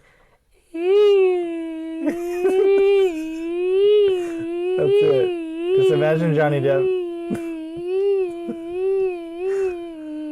And I said at an hour and 28 minutes, the whole trailer should have just been him doing that. As I would have been sold. The other guy was tripping and screaming in the background because he was paranoid to open the door when someone knocked. He freaks out fighting invisible enemies. Like, he's on the phone. Yeah. He's on the phone, and I guess he's also freaking out. Probably about the Christina Ricci thing, but and he's like, Hunter S. Thompson, he's so, I want to say cool, but he's just a lot more collected with the drug use. Yeah, he's just having fun. He's a lot less violent. He's just sitting in the foreground going, while Gonzo's in the background fighting invisible enemies. Enemies, demons. And Gonzo's like, it's the human adrenaline gland. Yeah. And then he was talking about literally chewing on the gland. Yeah, I was chewing the gland a little bit. And so this is where things get a little weird. Yeah, Thompson's trip turns bad. It turns dark. And on the TV, there's like this old 50s horror movie with a tarantula crawling, and he starts to see the tarantulas, and snorts cocaine from Gonzo knife. I have it. Yeah, I think that's right. Yeah. And so Gonzo, he turns into a demon. Like first he's got kind of snake eyes, like thin horns, then boobs on the side and hair everywhere. Yeah, that was weird. And he just turns into a huge, eldritch abomination demon. Yeah. And the whole room's red. Elden Ring creature. Yeah. And on the TV is Richard Nixon, and then it kind of warps and his head flies, at the camera. Richard Nixon's head. Right. Yeah, it was like a circle and like. Yeah. It was a weird effect. It was like a Photoshop balloon effect. Yeah. And he wakes up. So he passes out and he wakes up. I have at 33 minutes. Hour 33. I'm at 37. It was just what he was holding as a gun. We were confused. Yeah. So he wakes up and it's in a wrecked hotel room, and he has a lizard tail that he's wearing. For some reason. And so this has Hangover vibes. This is but in a good way. Yeah. Hangover, we want to hate it. Yeah. For the most part. It's not the worst movie, but the room's wrecked. There's like stuff all over the walls. Wakes like up posters from a night put of up. craziness. There's pornography on the walls with mustard crossed on them. Yep. There's, he even narrates this detail. Yeah. The mustard's been there so long, it's dried and it's faded yellow. Things are as crazy. Some kind of crazy party happened apparently. With mustard. And he doesn't know what happened, but there's a maid. And Gonzo and Thompson they think she's some kind of spy. Right. And so Thompson holds her up with something, and Brandon thinks it's pretty sure it's a microphone. Yeah. Because Hunter S. Thompson did have, right after that scene, taped all over his body, just tape recorder, and he had two microphones. Yeah. But he was holding the microphone like a gun, and she didn't know it wasn't a gun. He basically just told her not to tell anybody what's happening. He's got some kind of boom mic gun. Yeah, it looked like a revolver. And they're paranoid. They're like, you an enemy spy. Yeah. And I have it 1 hour 38, 30. Same. I just said that he's playing the record. He's actually playing the recordings at this point that he'd been recording along the trip. He said personally it didn't make any sense and he needed the facts. So he's trying to figure out what happened. Like, well, yeah, he recorded his whole time there, and he's like, I don't even know what happened. Yeah, he's trying to recall what happened, and so he's listening to the recording to see if that helps. Yeah. But it doesn't. It's not really. And keep in mind again, this is based off a book of a journalist that did these things, but a lot of it is embellished. So this is probably something Hunter S. Thompson actually did, is listen back to audio recordings to try to figure out what happened. And it kind of cuts between different scenes at this point as he's listening to different parts of the audio. Because we are nearing the end of the movie. Yeah. The film. And so the show. One thing we cut back to is at the circus casino where he tries to buy a chimpanzee. Yeah. He's like, how much for the ape? Let's get down to brass tacks. How much for the ape? And then it cuts to another scene of them, I guess, smashing a car up with hammers. That's something that happened. I partly remember that. They're like in front of a casino smashing a car with hammers. Okay, yeah. And another one is he's got an altar again to this person, Debbie Reynolds. Yeah. And must have been significant. If we read the book, yeah, it's probably more significant in the book. Yeah. And then cut to the strip again, and Gonzo's throwing up on somebody's car, and this man yells at him because like you just threw up on my car, and so yeah. Well, I mean, basically that's my note. Is next is at an hour and 48 minutes when they're all in the car. Gonzo basically is trying to get to a plane on time. Oh, that's the end of the movie. This is after. I got something. Then yeah, go ahead. There's a whole scene. Oh, go ahead. So at 40 hour 41. I think I forgot notes. My bad. Okay, it's all good. I was trying to get into it at that point. So this is possibly a scene I would have cut if I was the director. That's probably. But they go to a tavern in northern Las Vegas, and it's like a Coney Island, like a diner bar kind of thing. Okay, right. Yeah, and so it's just... It's kind of lackluster. That's probably why I didn't note it. It was just... And it was it was very uncomfortable. It was misogynistic for the most part. Yeah, it was. Very. And so what happens is basically... But it's Gonzo again. He's just... Yeah, it's Gonzo. He's a loose cannon. He's a loose cannon, and these drugs are not good for him. No, he should not be... he's a man who should not do drugs. Yeah. And so it's just Hunter S. Thompson, Dr. Gonzo, and a waitress in this diner.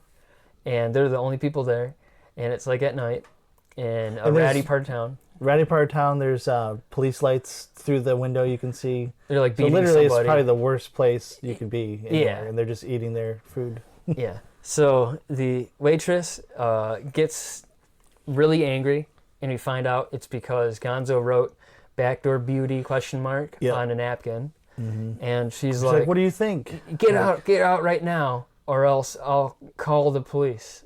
Yep. And so he's like, "Oh, you want to call the police?" And he walks over to the phone, cuts the cord right off, and puts the receiver on the table. Yeah, and at this point, the waitress is no longer angry; she's terrified. Yeah, no, I'd be because Gonzo pulled out a hunter knife and cut the phone cord. Right. And so he's just kind of. And then at this point, he asks for how much the pie is. Yeah, he gets in her face. Like, how much is one slice of pie? I want to call the police. And he also stabs the counter a few times. Oh yeah. Yeah, that's why she's scared. That's why she gets scared. He's losing it. Yeah, he's like, how much for pie? You know, how much for the whole pie? And he's like, pie 39 cents or something? Yeah, and she's like frozen stiff. She's like, the whole pie. Five. He's like, $1. That's not enough, too. That's not enough. $5. Okay. And he shoves it in her bra. Yep. And, yeah, so he's like, takes the pie, and he goes to the car, and he's like, I'll be in the car. And Hunter S. Thompson... Which shows again that Hunter S. Thompson's not as bad as Gonzo. He has more of a empathy, I guess. Yeah, because he's about to leave with the plate of food that he was eating, but then he remembers to come back and set it down, at least. Mm-hmm. Yeah, right. He's so high. Yeah. And that scene I think is really just a nail in the coffin that Dr. Gonzo was not supposed to be on drugs, and it just either altered him or he was just not the best person. He's an attorney, too. Not all Yeah. attorneys are bad, but But it helps. I mean, it helps. Yeah. It kind of sells Sorry, the Arden, character. but- Sorry, yeah. Arden, if you're listening to this, sorry. But yeah, so and Thompson. Go attorneys. Okay. Yeah. No. No, take it back. Okay. Thompson says that he thinks the knife triggered something in her, like maybe somebody tried to cut her throat before with a knife. So specific. That's what he says. Yeah. and maybe that gave her PTSD or something. But that whole But scene. either way, it's a knife. I mean, Yeah. the fucker's huge. That whole scene. Now that's a knife. No, that's That a was a knife. Paul Hogan knife. Yeah. It was. And that was the scene. That was the scene. And now. Sorry, I Airport. spoiled the end part. Yeah, it was just wild. There's driving. They're driving on the road. There's and cool GoPro type shots. Yeah, POV Hunter- shots. Oh, yeah. So this That's is like. all part of this. That you're about This to might say. be the only action scene in the movie, really. Or at least. like legit action scene. Yeah. Like there's action in the movie, but like this is a lot of action. It's a climax. Imagine the blooper scene that you didn't see, where Uma Thurman is driving her car very fast, Yeah. and Quentin Tarantino basically made her crash into a tree. It's that type of action, just fast paced. You know, if you haven't seen it, All right, so I guess we got to go on a tangent. So, tangent time. as we know, Quentin Tarantino is a cryptid. Foot Goblin. He's a foot goblin. He's a mythical creature that loves feet, women's feet, and he specifically likes Uma Thurman's feet. But so for Kill Bill Volume 2, Uma Thurman, I imagine, probably said, "Not this time, Quentin. I'm not showing you my feet this time." And so Quentin, Come on, let's put some jelly on him. well, that's not neat. I want to see feet. So he tells Uma Thurman, "I want you to drive this car down this windy path with trees and sand on a road. Very dangerous." Granted, they could have got a stunt double. They could have easily got a stunt double because the camera angle is behind her head and you can't really see who it is driving anyway. But he insisted that the real Uma Thurman drive this car. He's like, "Come on, babe, come on. Come on, those feet can push the pedal real good." I've seen those feet in action. They can do it. Yeah. Only those feet can do it. And so Uma Thurman, she's like, "Fine, I'll do it." She drives the car, and there's video footage you can look on YouTube where she does her best driving this windy path. It's fucking fast. Yeah, driving really fast down a very dangerous Speeder path. bike through indoor fast. And I don't think anybody could have avoided wiping out like No. she did. The car kind of sidewinds and smashes into a tree, and you see her head whip forward. she immediately just holding her head. Yeah, she's like, "Oh," and you can see her holding her head. You see one cast person or crew set member, come to her aid, and then not even 30 seconds later, you see Quentin Tarantino. Comes up, and first he puts his hand on her shoulder. He's like, "You all right?" I But made a joke about something about her feet, and not a second later, after he puts his hand on her shoulder, he's like, "You all right?" He can't help but to start looking down at the Seriously. feet. He starts to lean his head down, and he's like, "Look at the feet. Are the feet okay? Are the feet okay? Are the feet okay?" Because that's all I care about. Yeah. Are those beautiful feet okay? Okay. It was just her neck. It was just her neck. It's just her neck. I think she'll live, but Okay. let's cryo freeze her feet, please. Yeah. But you can look this up if you want, viewer. Yeah, it's a real listener. That's a real thing, listeners. Yeah. Alex showed me the other Tarantino- day. I've never seen it. Yeah. It just kind of furthers our. It is hatred It can. for. It's hatred. You never truly hate Can you somebody. hate I've never met him. an animal? Can you hate a creature might that does be really what it's charming. designed for? Yeah. Oh, that's true, Yeah. buddy. Yeah. Can you hate a mosquito for drinking blood if that's what it's designed to do? That's true. A We Quentin always don't Tarantino. like them, but we can't hate them for. Yeah, exactly. Quentin Tarantino's are designed to love feet. There's not more than one. Yeah. The creepy cryptids that love feet. QTs. Yeah. Oh my god, there's a whole nest of them. In Aliens or something. It's Oh, no. instead of facehuggers, they're a Quentin giant Tarantino head creatures. starts to come out. Yeah, hey babe, listen. I got a script idea. It's got really snappy dialogue. Show me those feet. Just all backing up as he this is coming out. Come on, give me the, Come on. Hey, okay, listen. hear me out.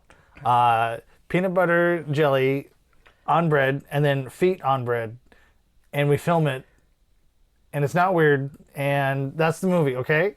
Actually, take away the bread, just peanut butter and jelly on those toes. On those toes, let me suck them. I mean, So back to Fear and Loathing in yeah, Las okay, Vegas. tangent over. So Hunter S. Thompson, they're driving on the road, and Hunter S. Thompson's like, "We got 15 minutes to get you, Dr. Gonzo, to the airport. And so they're running very late. They're running very late for Dr. Gonzo to get on an airplane. And Yeah. I don't know for sure, but I think part of the motivation here is he just did the thing to the waitress in the hotel. I mean, in the diner. Yeah. And I think he's like, before the police get to us, and also the Christina Ricci thing, I need to get the hell out of Las Vegas. And so... Right, he's going back to Los Angeles, right? Yes. Yeah. Yeah. He's trying to get his plane. We got to get you on an airplane before the law catches up with you, I guess. And the plane is already on the runway. So they have to take the car, and Hunter S. Thompson's like, I've never missed a plane in my life. So he drives through a fence was onto pretty cool. the airstrip. Yeah. This kind of like GTA style. You can tell this is 1971 because he's allowed to just drive right onto the runway next to the plane. Yeah, honestly, you know what security is. I mean, you know, obviously 9/11 played a part in that, but I would say even without that happening, there'd be so much more. Maybe not. Well, I don't know. You know, the movie, times have changed. One thing I always think about when I watch the movie Home Alone, I think Part 2, is the whole family's getting on an airplane, but they're all super late, and the plane's about to leave in like 2 minutes. Yeah. And they get there to the airport with like 10 minutes to spare. Yeah, there's no way. way. And they get through right to the plane immediately. You know what? There's no security checkpoint. There's no explanation needed. It's Kevin McAllister's dad. So I know you've seen them. Rich? Yeah, well, so there's a meme that I've seen before. It's like, it's basically forget about Kevin and all this stuff, like how he survived. Let's talk about how his dad can afford 20 people to a trip to Paris, full all expenses paid. Like, what does he do? Yeah.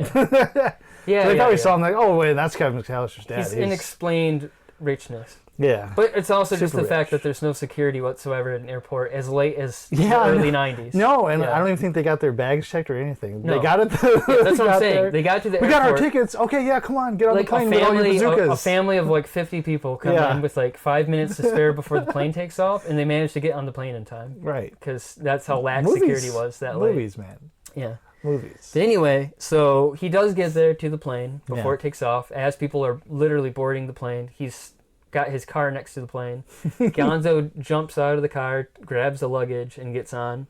And Hunter S. Thompson says a quote, something like, "One of God's own prototypes, a mutant, too weird to live and too rare to die." Nice. What a great man who Great just, committed possibly pedophilia and threatened to rape and murder a waitress. Bravo. Bravo. And at 1 hour 52 minutes, signpost says, "You are now leaving Fear and Loathing." And the credits roll. And that's it. Yeah. It was something. It was something, man. Yeah. It wasn't. So going into this, I didn't have expectations. I wanted it to be decent just because Johnny Depp, I feel like he's a good actor. The trailer was upbeat. The movie overall was upbeat. No, I'll take that back. The movie overall was entertaining and interesting. I'd say it's fairly... It's not down. It was It's not a upbeat. downer movie. It was not a movie we won't name on this podcast ever again. Yeah. But it was more It's not uppity, episode 1 upbeat. or episode 3 of this podcast. Yeah, it wasn't those. Yeah. It's not... oh, God. What's the movie with Jared Leto and drugs? I don't know. Oh, never mind. You know what It's I'm not talking about. the movie Jerry. A movie with Jared Leto. No, Jerry, the actual movie Jerry. No, it's not the movie Jared It's not Leto. that movie. Requiem for a Dream. It's not I don't think I've Requiem seen for a that. Dream. You saw it. We saw it in the film class together. I'm glad I forgot about it. Yeah, it's terrible. You're right, we did It's see a that miserable movie. experience. It's Yeah. very downer. It's about drugs, but it's very down. Fear and Loathing is very upbeat. Well, mostly. You know what? Requiem for a Dream is probably... We won't do it, but We it could could, do it. it could definitely be an Iwi movie. I definitely want to hate it. Yeah. I'm not a big fan of Jared Leto. I despise 30 Jared Leto. Seconds to If you- Mars the more you is find out about Jared halfway Leto, decent, but the more his presence was on screen, it's just, I don't know. Well, the more you find out about Jared Leto, like if you look him up online, the probably Not less the best you'll like person. him. Yeah. Well, that could be for anybody, except us. Well, Is it finding out about pedophilia and being a dick to everybody and sending condoms to cast members on the set of Suicide Squad? And Say is what? that what you mean by the more you find out about somebody else? Oh like them? man, if you find that out, you can like them less. Yeah. Dang, really? Yeah, Jared Leto's pretty much a scumbag. So, and that, I wish. This is a I tangent. said that very high pitch. I wish. It is a tangent, but quick side note. I wish they would put people like that on blast more. And not I hide wish them he wasn't in starring in a brand new multi-million-dollar movie called That's Mobius. what I'm saying. So, Yeah. like, let's put Jared from Subway on blast. They basically pulled him from air. They put the spotlight on him. He's a fucking pedophile. You know what? Jared Leto's a pretty boy, so he gets away with it. Yeah. Man, Said I don't eyeshadow. know. Yeah, he's beautiful. I want to disagree, destroy something beautiful. But anyway, anyways, let's do better, society. Let's stop let's do people better. from doing bad things and continue to be in the limelight. Yeah, cancel that motherfucker. Cancel that cancer. So now that we just finished watching it, We watched it. We now we did. finished talking about it. Yeah. We What got was your trivia favorite news. scene? What was your favorite scene? My favorite scene, I would say, where there's a couple, but like the best scene that I thought was just where where he was tripping in the bathtub. I mean, there's several little scenes, but just I guess where Gonzo's in the bathtub. yeah, Gonzo's in the bathtub Yeah. because it was sort of a longer scene, split up, Yeah. That was and a then fun like you sequence. said, you already quoted it, but he's like, I'm Captain Ahab. Yeah. Get back, motherfucker. Yeah. It was just a really cool scene to watch them work together. Yeah, Benicio yeah, and yeah. Johnny Depp. Yeah, They played that. That's a scene weird good. combination, but they have good chemistry. Yeah, Yeah. I don't know, and I am guilty. I don't know a lot of Benicio's movies. I know he's in a lot I know of them. he's in Sicario. He's in Okay. The Last Jedi, Star Wars. Oh. He's in a lot of stuff. Yeah, But he's not really a leading man kind of actor. yeah. He's usually like a big supporting role guy. He was good in this. Yeah. Let's say he really played his part well. Yeah. I'd But say, that would be my scene. What about yeah. you? Yeah, okay. That was the most memorable, I guess, for me. But my favorite scene was that. And that was more of a clip, I guess. Not really a scene. It kind of was a scene. Yeah. Either way, that was okay. That's a very close second. First. My least. Okay. I gotta go with that. Yeah, I know. But yeah, the Ahab scene is good too. I like that one. Back of Ahab, fucker. Yeah. Oh my bad. Get back, motherfucker. My least favorite scene is the diner scene with the waitress. Like, we were talking about how the movie is mostly upbeat. That kind of does not takes you gel. out of it. It does not gel with the vibe. Because the whole movie does, like you said, upbeat. It's more leading you along. And then that scene, everything kind of pauses, and it's just that scene. Yeah. But it is also It's like a scene out of a break different movie. right before the end of the movie. But still, it was just done weird. Yeah. And It it's didn't really fit uncomfortable. with the rest of the movie. Yeah, it is. Yeah. It is uncomfortable. And we did watch it with your wife, and I think she didn't like that scene. She didn't watch a lot of the movie. Yeah, I think part of that is I feel like up front in this movie they should have had a quick little splash of text just saying, Yeah. in 1971, journalist Hunter S. Thompson reported in Las Vegas and got high on hard drugs, and these are based on true events mostly, or something like that. Tell me what you told us about me and my wife about the part where he was saying Dr. Gonzo is basically a formulation of people. Yeah, so- because this was really interesting too. Yeah. I might have some trivia on this, but basically, Dr. Gonzo, which is obviously his attorney, in real life is based on multiple people. So Dr. Gonzo in real life was multiple people, but he condensed it into one character to streamline the book and the movie. which is pretty cool. Yeah, it was a good idea. Which is probably why he has different waves of reality, or like yeah, you're character. right. Which might explain how the diner scene is so different. and maybe It might that have been a completely different person that he was probably with. was. Yeah. Yeah. Something to consider if you watch this film. Yeah. But that was my least favorite scene still, just Okay. because it ruined the vibe, man. It did. What was your least favorite? Least, probably the Christina Ricci scene. Yeah, that's Of all things, second it was for just me. kind of out of place. Kind of, They didn't really develop it Which that well. part of it? The whole thing, or just Probably the whole thing. Yeah. It just, For me, I don't know. my second least It favorite just scene seemed sort of out of place. would be the hallway thing where he's just talking about police gang raping her and stuff like that. And You could almost consider all of that the same part, though. yeah, it's really. all part of the same scene. And it's not that she's a bad actress. It was just, No, just it's done nice weird. to see her, but it's Yeah. not nice to see her when her whole point of being in the movie is that she's potentially Jailbait. raped. Yeah, You know, it's like a lot of the surprise people cameos. I don't want to say more exciting, and I don't want to say more interesting. it's fun to see more fun, somebody you know yeah. in just a quick weird scene. Yeah. Yeah, So the biggest thing for her, they didn't really shine the spotlight on her. It was more of the art she was doing and the fact of her age. yeah, It felt a little weird. Yeah. So, but that's probably my least favorite. yeah. Yeah. But Yeah. so I do have some trivia. Okay, yeah. Yeah, in goofs and stuff. So, Benicio del Toro, he improvised the part in the beginning in the car when he licked the spilled cocaine off the suitcase. Yeah. So, I think, yeah, what happens in that scene is he opens up some cocaine and it just flies everywhere remember that, because they're right. driving. Yep. And It was so much cocaine. yeah, so much cocaine. And Hunter S. Thompson actually met with Johnny Depp and declared that nobody else could play Raoul Duke because, okay, so here's a side story that I saw one time. I think Johnny Depp was on Conan O'Brien or some late night show, talk show host, and he was talking to him about how he was actually staying the night in Hunter S. Thompson's house, Johnny Depp was, and he realizes that there's some crates of something nearby where he's sleeping in like the basement or whatever, and they're boxes of TNT, like literal dynamite.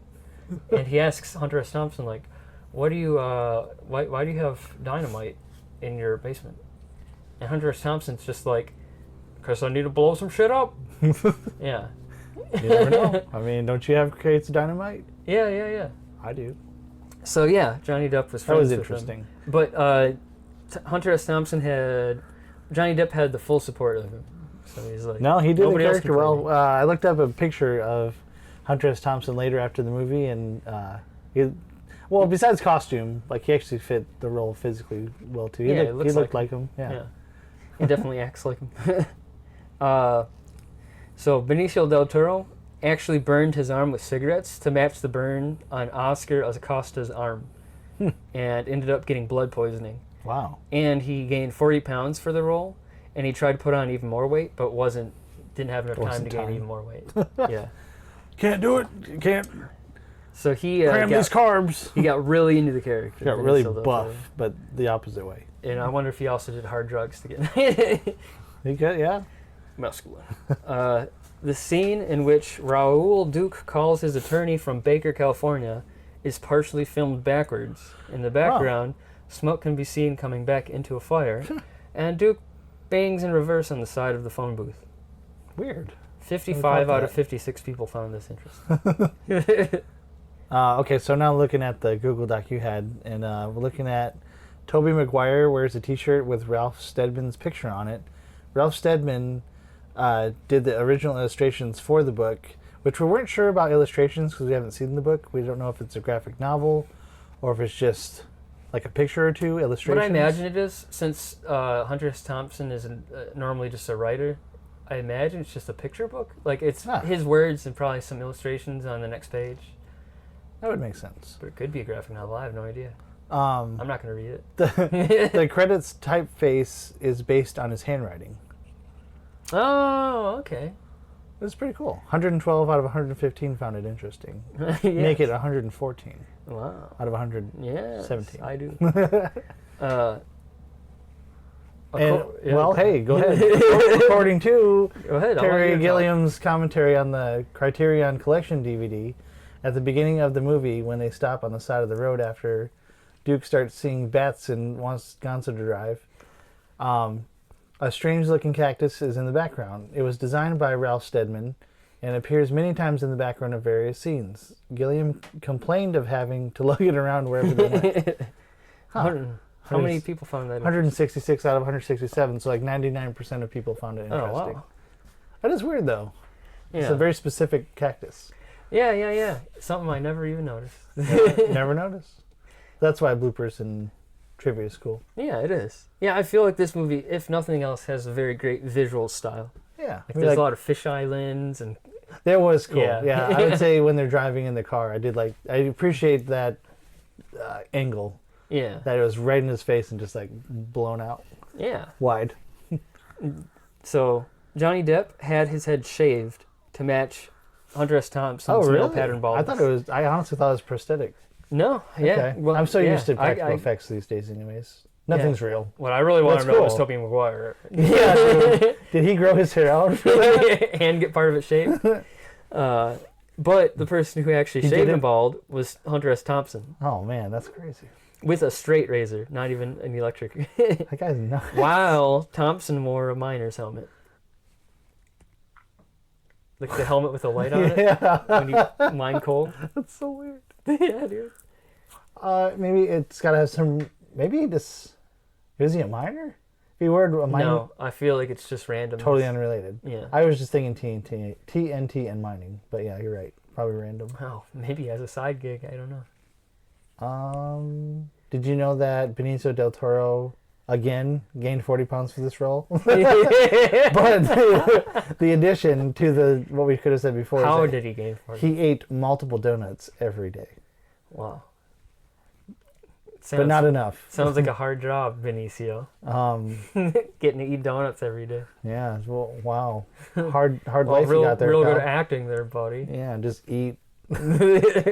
Much of the clothing, shirts, and hats worn by Johnny Depp in the movie were actual pieces of clothing that Hunter S. Thompson wore in the 70s. Thompson himself let Depp borrow them for the movie after Depp spent 4 months with Thompson learning his mannerisms and proper vocal inflection for the role. Nice. So that might be Nice. when he slept in the basement. Oh, true, yeah. He's like, you know what, just here's my clothes, man. Yeah. That's crazy, though, 4 months. So So, this he is how to be really me. got into the character. Yeah, 4 That's months. That's awesome. almost half a year. Honestly- that's a good chunk of the year anyway. Yeah, so I mean, A third.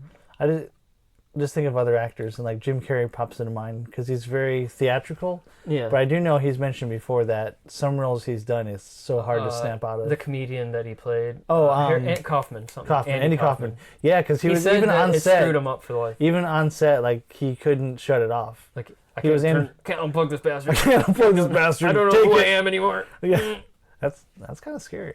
It is. It's cool but scary. Yeah. 'Cause, you know- And as we know, the guy who played Joker in The Dark Knight. What's his name? I know God, it. You Now said I'm too trying to fast. think Heath about it. Ledger. Heath Ledger. He got way too into the role.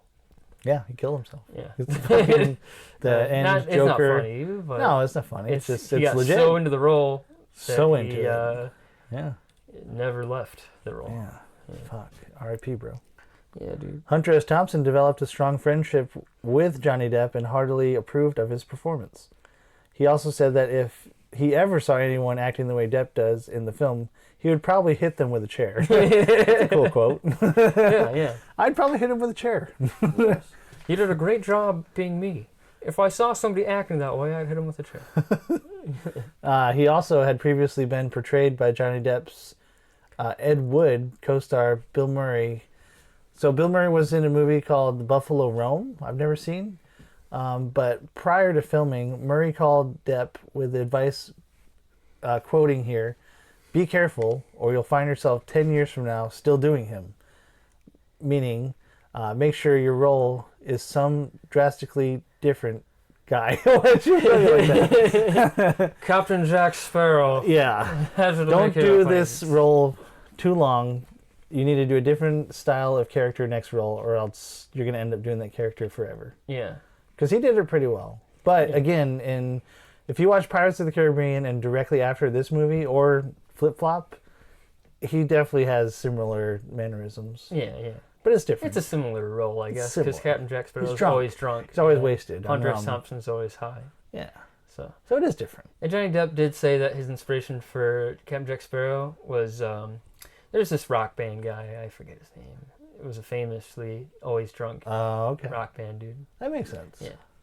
But yeah. Let's do the Gary Busey one. Okay, so Gary Busey improvised the "Give me a kiss" line. The producers and Hunter S. Thompson were initially horrified, Horrifying. but Terry Gilliam thought it was funny and left it in the final cut. And, It's funny. Yeah, Thompson said that after a few more viewings, he found the line quite funny too. 153 out of 156 found this interesting. I thought it was pretty funny. I don't know. It catches you off guard. Probably just like it did the crew. That's me. That's shock humor, though, for me. I love it. All right, so according to Johnny Depp, the gorilla statue outside the Bazooko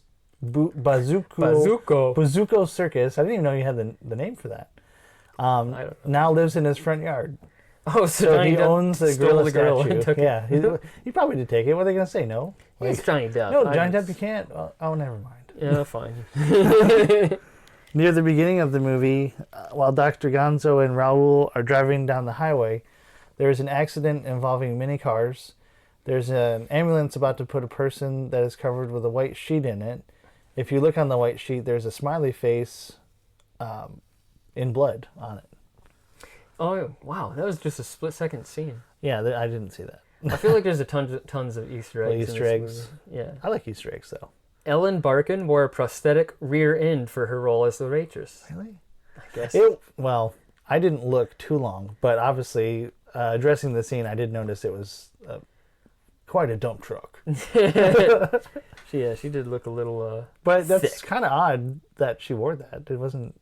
Yeah. It wasn't like, honestly, wasn't if they weren't necessary. prosthetic, they might have just put 2 gigantic helium balloons under her pants to make it look cartoonishly large.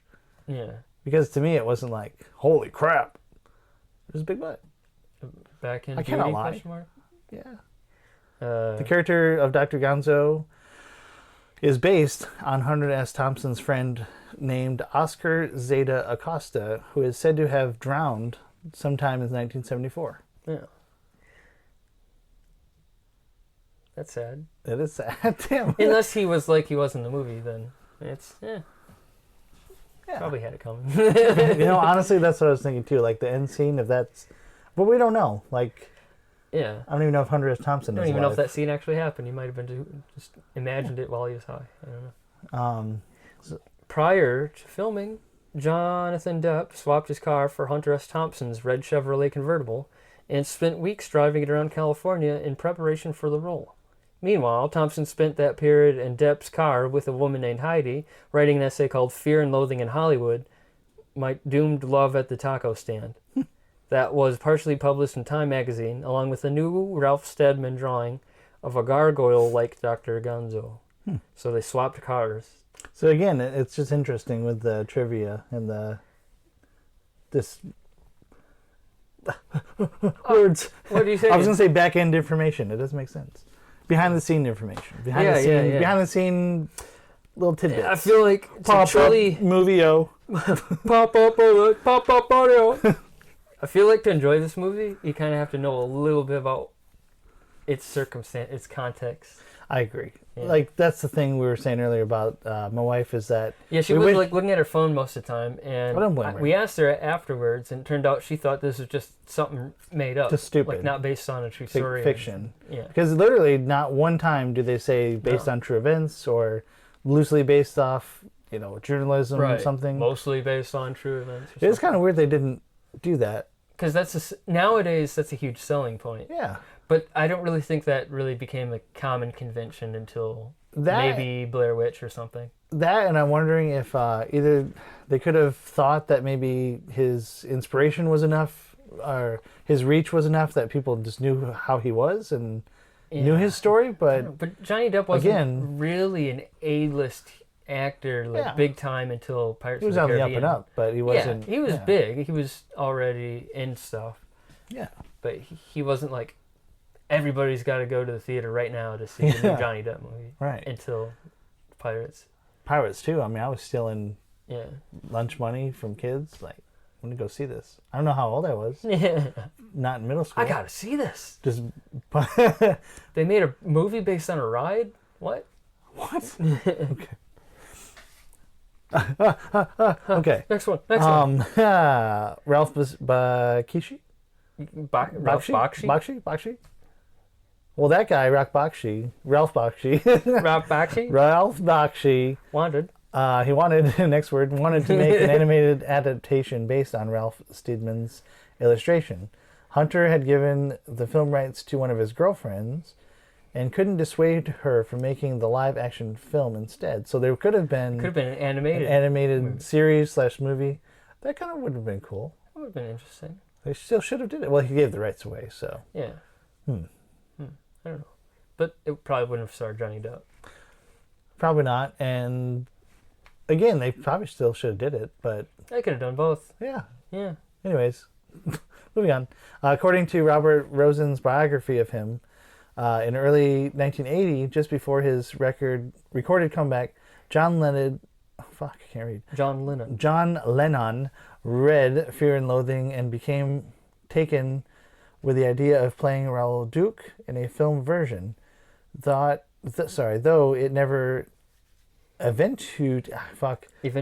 Thank you. He referenced the novel in a draft of biographical matter, agreeing with its assessment of his song "Power to the People," and parodied the title twice in his posthumously published Skywriting by Word of Mouth. So, Fear and Loathing in Las Vegas could have almost starred John Lennon of the Beatles. Potentially. Yeah. Oh, maybe that's a...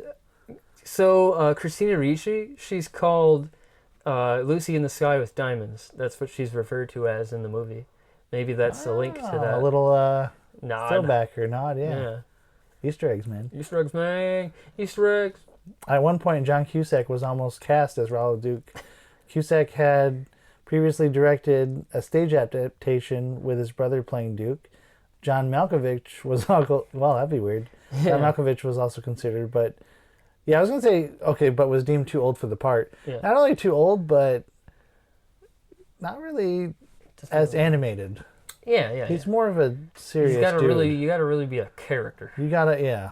And But John they keep Malkovich saying- isn't loony. He's more like serious, kind of scary, almost. He can get a little loony, but I don't think little. he can get loony like that. Not Looney Not that kind Tunes of like loony. Johnny Depp did. Fucking Yeah. mayhem. He's too much of a theatrical thespian. He's a theater actor. Yeah. I think maybe the character movie is called Raoul Duke. The character movie? Yeah, because they were in the movie Fear and Loathing Las Vegas. I think Johnny Right. Depp's name is Raoul Duke and not Hunter S. Thompson in the movie. I think you're right too. Yeah, that's weird. I thought it was just a nickname in the movie. Yeah, they mentioned it a few times. Yeah.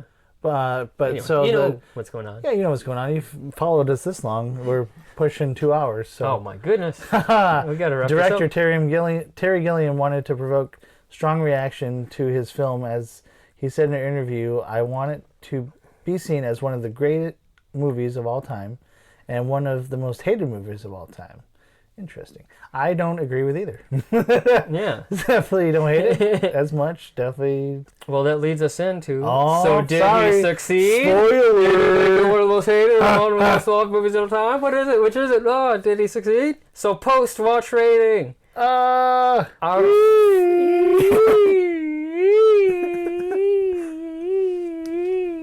out of 5 drum roll. Okay. stars. 5 stars. How many stars? I think I gave it 3.5 at the beginning. What would you give it now? I'm gonna stick with it. I can't really give it higher. 3.5. We've kind of covered most of it. It's interesting. The story, for the most part, is there. It's got good character development. There are cool parts in it. The cinematography was nice. I liked it. I'm not gonna pick it apart, but overall, it was watchable. I don't think I'd rush to watch it again, but I really wouldn't be upset to watch it again. Right. So I don't hate it. Yeah.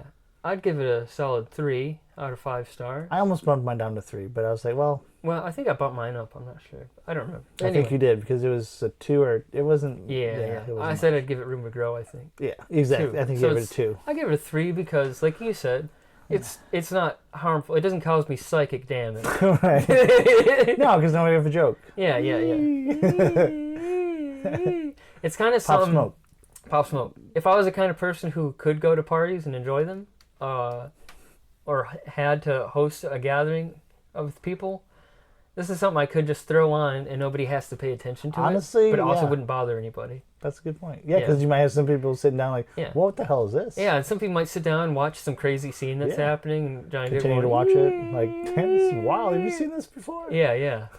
Yeah. This is one of those. It's like, It's a movie that's not... and again, Yeah. maybe that's why it's called classic. Yeah, man, it's a cult. It's like, oh, you've never seen this? Well, better watch it. Well, I got a treat for Part you. of Wow, film look at this history. little cult film called Terry Gilliam starring Jonathan Depp. Yeah. And out of 100 drug 100 paraphernalia of your choosing. I think you said it was 100 heroin. That was Or- mine. You had something else. Masculine? No, because I didn't know what mescaline was Ether? before. No. Maybe it was ether. LSD. I really don't remember what it was, but You can do a new one. It doesn't matter. This rating scale out of doesn't 100, matter. was it cocaine? Yours was heroin. Needles. Needles. Heroin needles, right. Okay, out of 100 adrenochromes. Oh. I think I gave it a 67 at start. I I'll don't give know. it... I'll give it a 70. Okay. Raise it up just a tad. Yeah. Honestly, it should be lower. You know what? I don't hate it. I'd watch it again, but it wouldn't be my favorite. The first pick. Yeah. But it's Johnny Depp. It's watchable. It's got the scene. I mean, I don't know. I'd give it... Everybody's different. So, I mean, my opinion compared to somebody else's could be completely off. But Yeah. for me, it's a watchable movie. Johnny Depp's in it. Good performance. Benicio, they had good chemistry. So, yeah, I'll bump it up to 70. So you're locking it in at 70 adrenochrome. 70 adrenochrome. So Lock me in, Regis. lock me in, Chief. Lock me in, Plug Regis. me We're in. going for a million. I would... Okay, so me, I would give it 60... Heroin needles? Oh, man, what would I give it? I don't remember what you gave it first. I'm not going to give it heroin needles again. Okay. This is a different rating. You can't do that too much. Yeah. I'm going to give it It's addictive. 60... out of 100. Okay. Yeah. Oh, man, that joke's going to last a while. It's Oh, good. I mean, it's just so off the wall. Anyways. Did you like the characters or actors? I did. Yeah. I mean, can't go by each one. We've kind of talked about them through Yeah. the cast here, podcast. But overall, yes. I did like the characters. And I like the uniqueness of the characters, too. Yeah. It wasn't like they were trying to copy each other. They were very unique There in wasn't themselves. there wasn't anyone I didn't like. I think all the actors did a good Yeah. job. The only character I really didn't like was Dr. Gonzo, but I Really? can't even put it all on him. I liked him in some scenes and I didn't in others. Okay, yeah. So I think the drugs, like we said, he's not a guy who should be doing drugs. So in the more violent scenes or not fun yeah, scenes? yeah. There's scenes What where about the bathtub? That was one? You're like, I don't know. well, or- whenever he got violent, Well, yeah, that was definitely that Yeah. scene. maybe most scenes. Yeah. But as far as the actors go, Benicio del Toro, Johnny Depp, Gary Busey, Tobey Cameron Maguire, Diaz. Cameron Diaz, For 5 seconds? photographer character guy, Yeah. Guy who's not Toby from The West Wing. Oh, Michael Jeter. Yeah, Michael Jeter. Tobey Maguire. Yeah. All Excuse. all- Did you say all Gary good- Busey? Yeah, Gary Busey. Just giving my All good legs a cameos. rest. All good I'm cameos, standing. all good actors. I'll stand too. Okay, let's stand.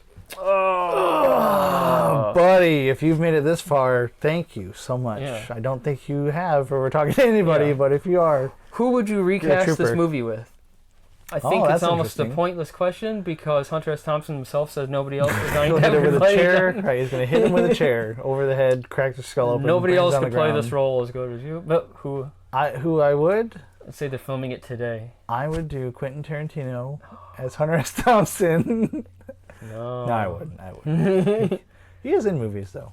He has too much pull. He would make the movie about feet. He would, or himself, Yeah. which would turn into feet. So And you'd have to zoom out so far, you'd have to get a telescopic lens because his head would fill the frame with any normal lens. you're right. Yeah. Damn, dude. So that's a bad pick. Yeah. So, so we're just talking two main characters then? Make it Anybody. simple? Anybody. Oh, Yeah, main characters. well, okay. I was gonna say Christina Ricci, probably somebody else, or give her more lines. Yeah. But so I'll just say for the two main actors, protagonists, Hunter S. Thompson. Who's He's a wacky character. Right? Willem Dafoe. Oh, okay. Yeah. No, take it back. Too old. Steve Buscemi. Steve Buscemi? Steve Buscemi could probably do it. He's a Steve little Buscemi wild. could do it. I like He Steve could. Buscemi. Imagine him with the sunglasses He's and the crazy. hat. He'd be Yeah, pretty yeah, crazy. And then Benicio. Will Smith. No, No, I that's know. not. Benicio got too strung out. He's more of a fun. He just has that energy, so it'd be really sad to see him that way. Who's the guy who stars in The Mandalorian? Oh, I don't know his name. That guy could probably be good. He could. I don't know. Yeah. Benicio del Toro. Oh, yeah, Benicio del Toro. I'd recast him with modern day Benicio del George Toro. Clooney. George Clooney could do it. Yeah, okay. He He's could the do best it. actor in the world. Or Russell Crowe. Yeah, he's the best actor in the world. Russell Crowe could do it too. Yeah, Russell I'm Crowe just would thinking- actually kill somebody on set, probably. Except Gladiator. Yeah. That's not. We don't want to go on that tangent. Maybe next episode. Yeah. But we watched Gladiator growing up, and we paused it in a few scenes, and there was like Kool-Aid blood. Yeah. Pretty much just tangent there, but that's basically what it is.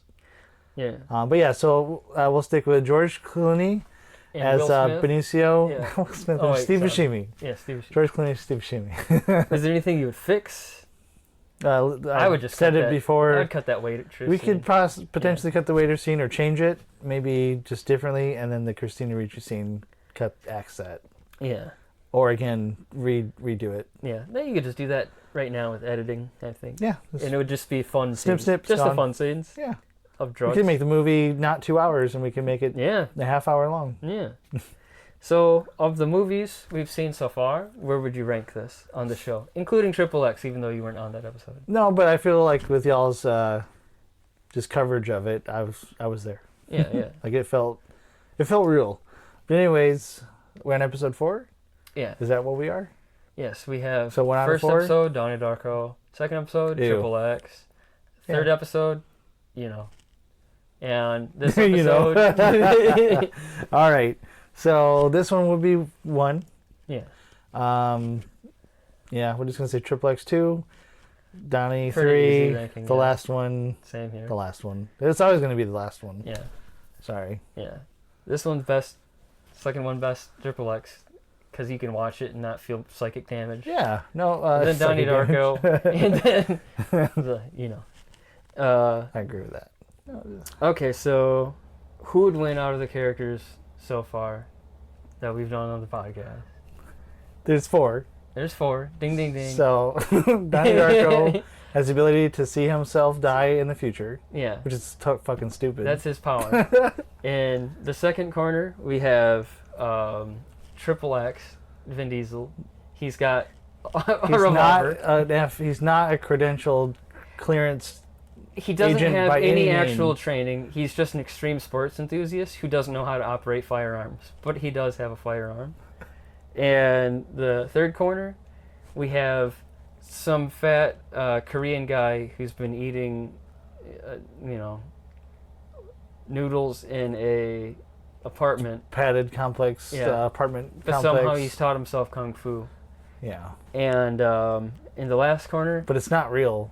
If you watch the longest fight scene in that movie, he it's doesn't nothing. hit anybody. So I don't know if it'll be that effective. There's jobbers. He fights A jobbers. gun could kill him. Yeah, he fights a lot of jobbers, so he doesn't really have good skills. Right. And And the then last honestly, one- Hunter S. Thompson, the only thing I can think of Well, I'm gonna is say Hunter S. Thompson. well, he's got the spear, Yes, the yes. shower spear. So I'm gonna say he's this on is- drugs, so he's wild. This is Hunter S. Thompson and Benicio del Toro. Oh, both of them? Yeah, It's coming at him in a blood I'm rage? stacking it in their favor. I would say them. And they have their weapons of choice, which is like you said, the A shower hunter's rod. knife, He's Ahab, a hunter knife, and a shower curtain. and they're high as fuck. Just walk on walls. Yeah, bath salts. Totally high. fast. Yeah, Bath salt high. Yeah. Oh, man. yeah. Just imagine jumping Because this up. is modern day, so they're on modern day drugs. So they're Oh, on yeah. bath They're salts, computerized mescaline, now. ether. Yeah. They're digital. So how would this fight go down? Well, Johnny Darko would just be so Johnny Darko would start the fight. He would see himself being hit by a car, which later he would be and die. So he's out. Yeah. And then Triple X would just snowboard down a mountain top with an Uzi, and like Well, that's accidentally. not his weapon, though. His weapon's a revolver. Oh right, okay. Well, okay. You asked me how it would go. That's how it would go. Okay, he has an auto revolver. He has a gas-powered auto revolver. Okay, fine, whatever. Anyways, he shoots it just because he's a badass going down the hill. Yeah. Avalanche happens. In this corner of the boxing ring, the avalanche happens. Well, it's his entrance. So Johnny Darko's already dead, but yeah, he's trying to enter the ring. Nobody's entered the ring yet except him. He's trying to. He shoots an avalanche off. The avalanche Causes a car to barrel down onto Donnie Darko. Yeah, so he dies there, right? Yeah. And then it gets launched off a cliff. Johnny Darko's head is flown off. So he gets into the ring, and the match is now officially started. It's started. Johnny Darko's already dead. It is started, and Kung Fu Man comes out, like acting like he knows Kung Fu. Yeah. Triple X just literally shoots him right in the skull. Yeah, he's dead. He's done. Yeah. And then so now it's just all of a sudden, Benicio and Jonathan Depp. Raul Duke, Hunter Raul Thompson, Duke. Jonathan Depp, and Benicio del Toro. Dr. Gonzo. They're in the stands, and they're like, "Hey, would you shoot that guy, you fucker?" And then they just come in there, just drunk and high as hell. Benicio del Toro instantly runs under the ring. Yeah. Don't know where the hell he went. Johnny Depp just comes up to the ring. He's like, "Oh, come on, man. What you got?" Hey, we don't need a fight. What are we doing? Oh, that's true. He's not as... Hey, get back, motherfucker. Yeah, get back. Nice. Yeah, get back, motherfucker. He's holding them back. And Benicio Triple X is trying to figure out him. the revolver because he shot a round, but he didn't have rounds in the other cylinders, so he's trying to fumble for bullets. Oh, right. Yeah, and as he's doing that, maybe one or two falls out on the Benicio del Toro floor. gets behind him. Yeah. While he's Just fumbling. jumps on the because on he's his paranoid back. and he thinks that Triple X is out to get him for his crimes of the waitress and Christina Ricci. Right, and he has a gun, so obviously that's a threat. Yeah. He jumps on his back, pulls out a honey knife. I mean, it could be over here. Yeah, I think it's over. You know the rest. He just stabs him. That's Triple it. X gets stabbed by Benicio del Toro. Yeah. And then the fight is between Hunter S. Thompson and Benicio del Toro. But I think that plays out like it did in the It plays movie. like, I was going to say, like he tricks him or something. Yeah. This is literally just Celebrity Deathmatch. Yeah. In my mind, I just played it in claymation, and we just described it. Yeah, A match of the Celebrity Deathmatch. I think that's how it would turn out. It would turn out Team Fear and Loathing would win, but it would be a stalemate amongst... Between the two. Yeah, the two, yeah. We'd like them to be partners, but they're... And then in 1974, Dr. Gonzo would drown. Yep. So. And Johnny Depp's still alive. Yeah, so technical victory to Johnny Depp. Hunter S. Jonathan Depp. Hunter S. Depp. Yeah. That's how it played out. Damn. Yeah. So, what else have you been up to? I haven't been up to much. What else do you want to hate? Swimming. Pet peeves? Oh yeah, we went swimming today. Yeah, I went swimming today. We'll probably post a video eventually. Just GoPro. If anybody's interested, maybe we'll do a review of crayons. A video Crayons. review of crayons? Crayons or crayon? Crayon. I say crayon. I say crayon too. I don't waste breath. It's efficient, yeah. You waste your breath? Who has time to say crayon? You waste breath? Yeah. See, it's easier to say. Crayon. Waste breath? Where's bro? Waste breath, crayon. Yeah.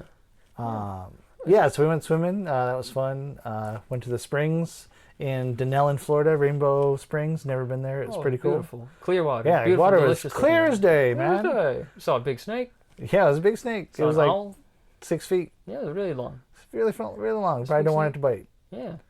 Little owl looked at us. Yeah, we saw an owl. So we were walking down a trail. There was park rangers there, 2 of them. They're like, "Hey, there's a check barred it owl out. up There's there." an owl. Here's some pictures of it. We took of its babies. Yeah, Cool. yeah, that's not creepy. It's not. It's babies. Babies. That's the way you said it.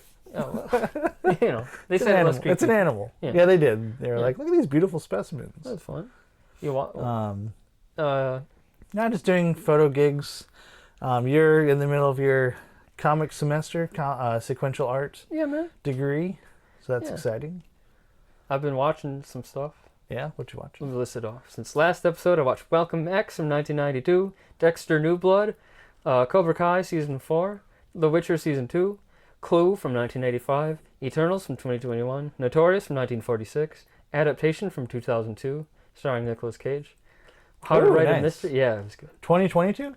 2000. Oh, sorry. 2002. Okay. That's a good one. You should watch. Yeah. How to Write a Mystery, Handbook from Mystery Writers of America is a book. V for Vendetta, the That's a good one. graphic novel and the movie. Okay. The Orient Express from 1974. Winter's Bone, 2020. The Orient Express. 2000. What's that one? The Orient Express. Murder on the Murder Orient mystery Express. kind of. Oh, yeah. Okay. Yeah. It's based on Agatha Christie novel. It's Okay. like one of the classic whodunit mystery murder movies. Yeah. Yeah. It's good. I recommend. Nice. A Winter's Bone from 2010. Would not recommend. What's Maybe that it's a future I'll Want to Hate It episode. Oh yeah. Yeah. I never heard of that. It could be. What It could made be. you hear that? I'm not sure how you would like it. Or how'd you hear it? I had to watch it for a class. Oh, your Yeah. sequential arts class. Yeah, man. Writing class. What's it about? Okay. Quick plot, don't spoil. Yeah. Okay.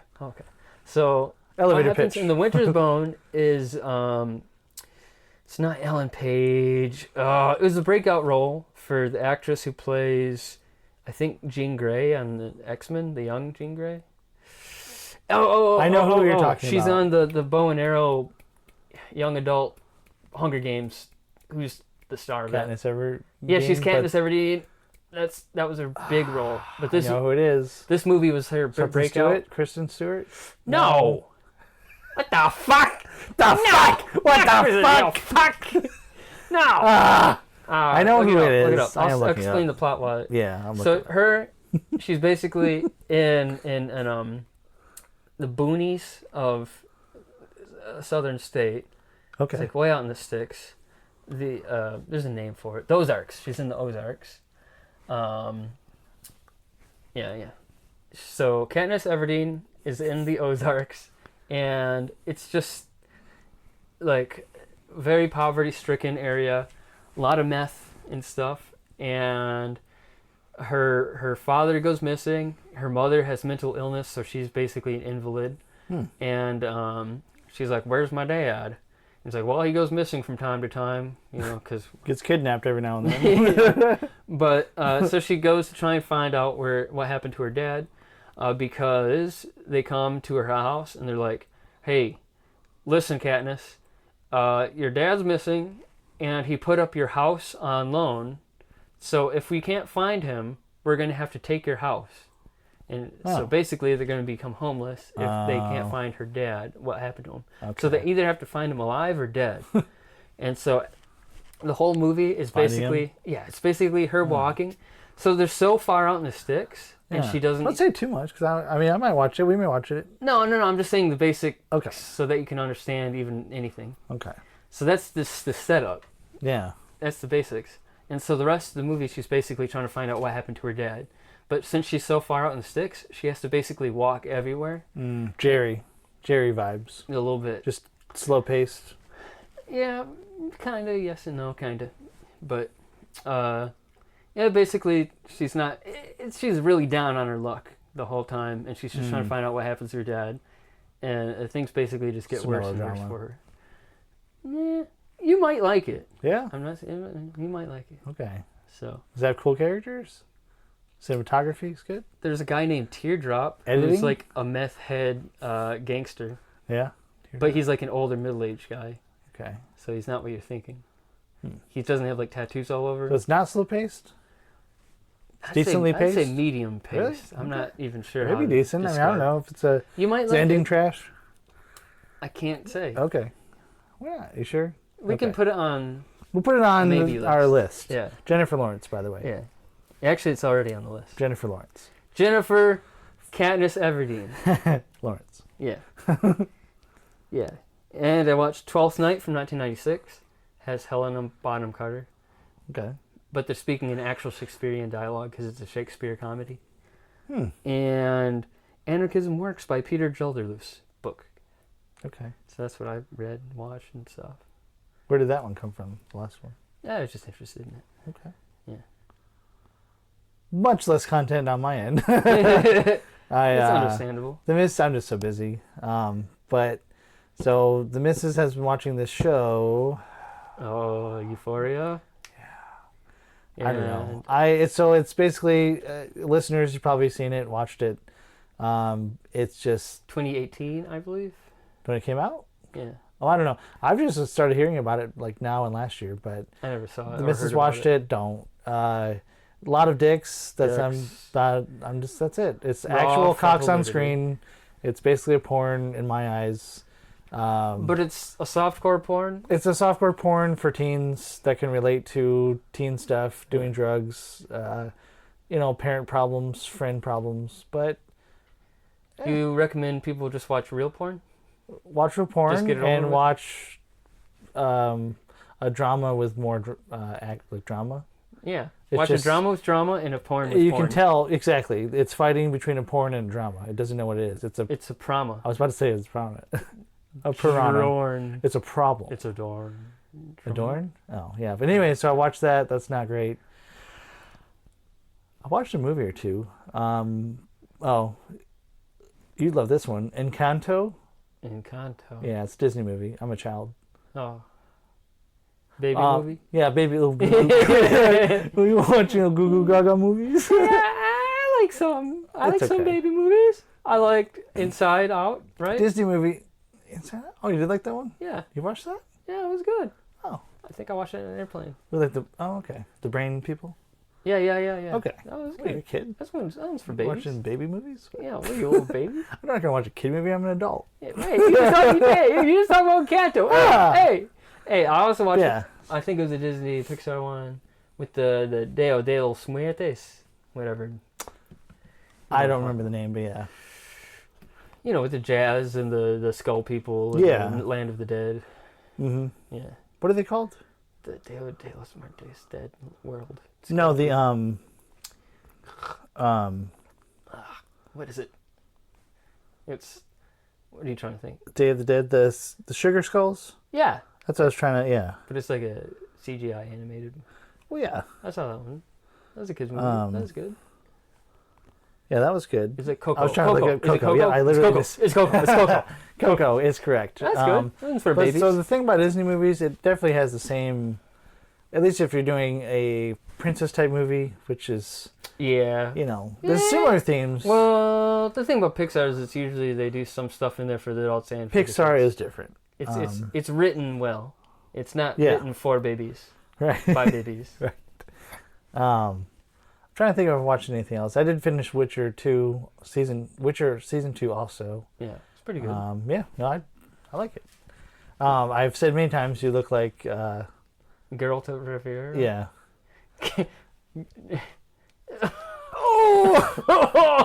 It's just a Yeah. side comment, but yeah, that's about all I watched. There was one movie I can't remember what it was, but yeah, I don't watch much. Time is limited. Time is precious, people. Didn't we watch a movie? Oh, we've been watching Aliens vs Predator. Still watching that right now. Yeah, we watched Predator the other day, the first one. Yeah. Original. We watched Original Predator. Dun-dun-dun-dun-dun. Dun-dun-dun-dun-dun. We found out that the closed caption people like to call it Wickering. Yeah, Soft wickery. Wickering. That's the Predator. Yeah. It's a good sound. That's a good word. But yeah, that's about it. Like I said, just doing a lot of actual work, 9 to 5 work. Locked in, Yeah. working for the man. Grind and shine. Great. So I've been doing that a lot. Trying to eventually do full creative, but it's slow. Yeah, man. You can't just do it. Some people can if they have somebody paying their bills, but I have to pay my bills, so. Yeah, man. But It's the system. It's the system. getting some photo gigs here and there, Yeah, man. it's fun. Yeah, we've been playing art. Yeah, so probably after this episode, we're gonna go play.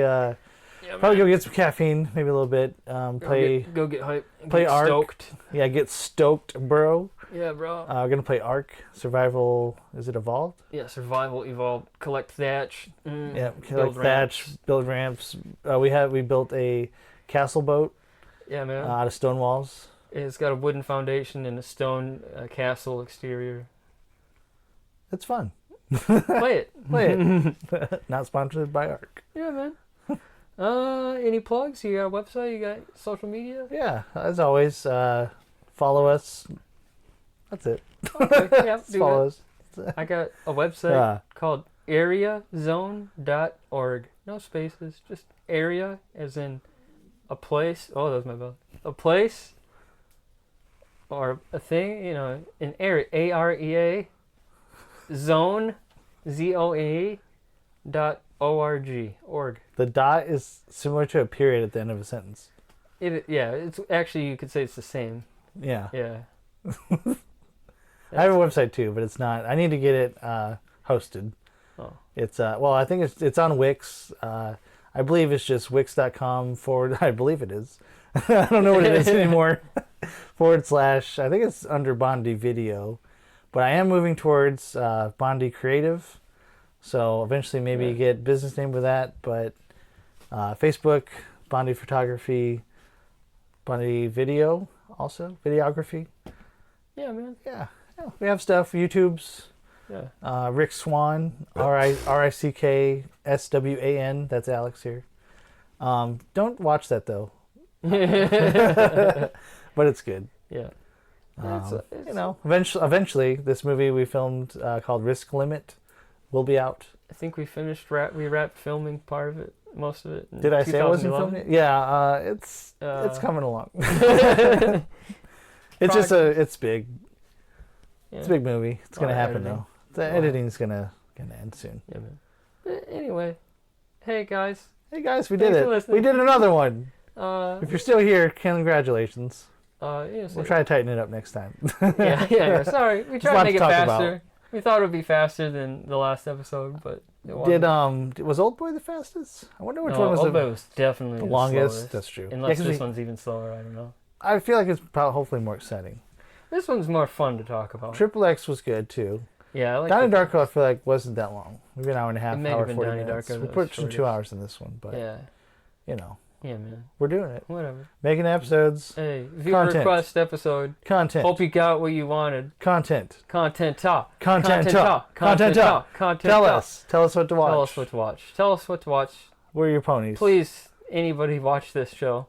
Please, Watch this show with your eyes. yeah, listen to it with any sense. Definitely watch every second of the show Oh, man. as it goes for 2 You hours. just want to end it with saying E. Yeah, kinda. All right. Thank you for listening to this podcast episode. Thank you for visiting. I Want to Hate It is the name of the podcast. Yeah. And the episode was Fear and Loathing in Las Vegas. And I'm episode. starting to wonder, besides us thinking I want to hate it, I just bumped my mic, if the people may want to hate this podcast. I hope not, Yeah. but maybe you do, and Well, that's we fine. have no feedback whatsoever. At Whether, this point, yeah, so. yeah, right. You guys suck. Thanks. Tell us to How tighten it can up we improve? Or loosen it down. Yeah. Or anything. Yeah. Are we wearing ties? We're wearing bow ties. Which one? That didn't make any fucking sense. Yeah, okay. Let's get out of here. Maybe we're getting contact high. All right. All right. Too much ether, folks. Let's just drop some acid and end this episode. Yeah, man. Yeah, man. Tony, get some acid, man. Oh, yeah.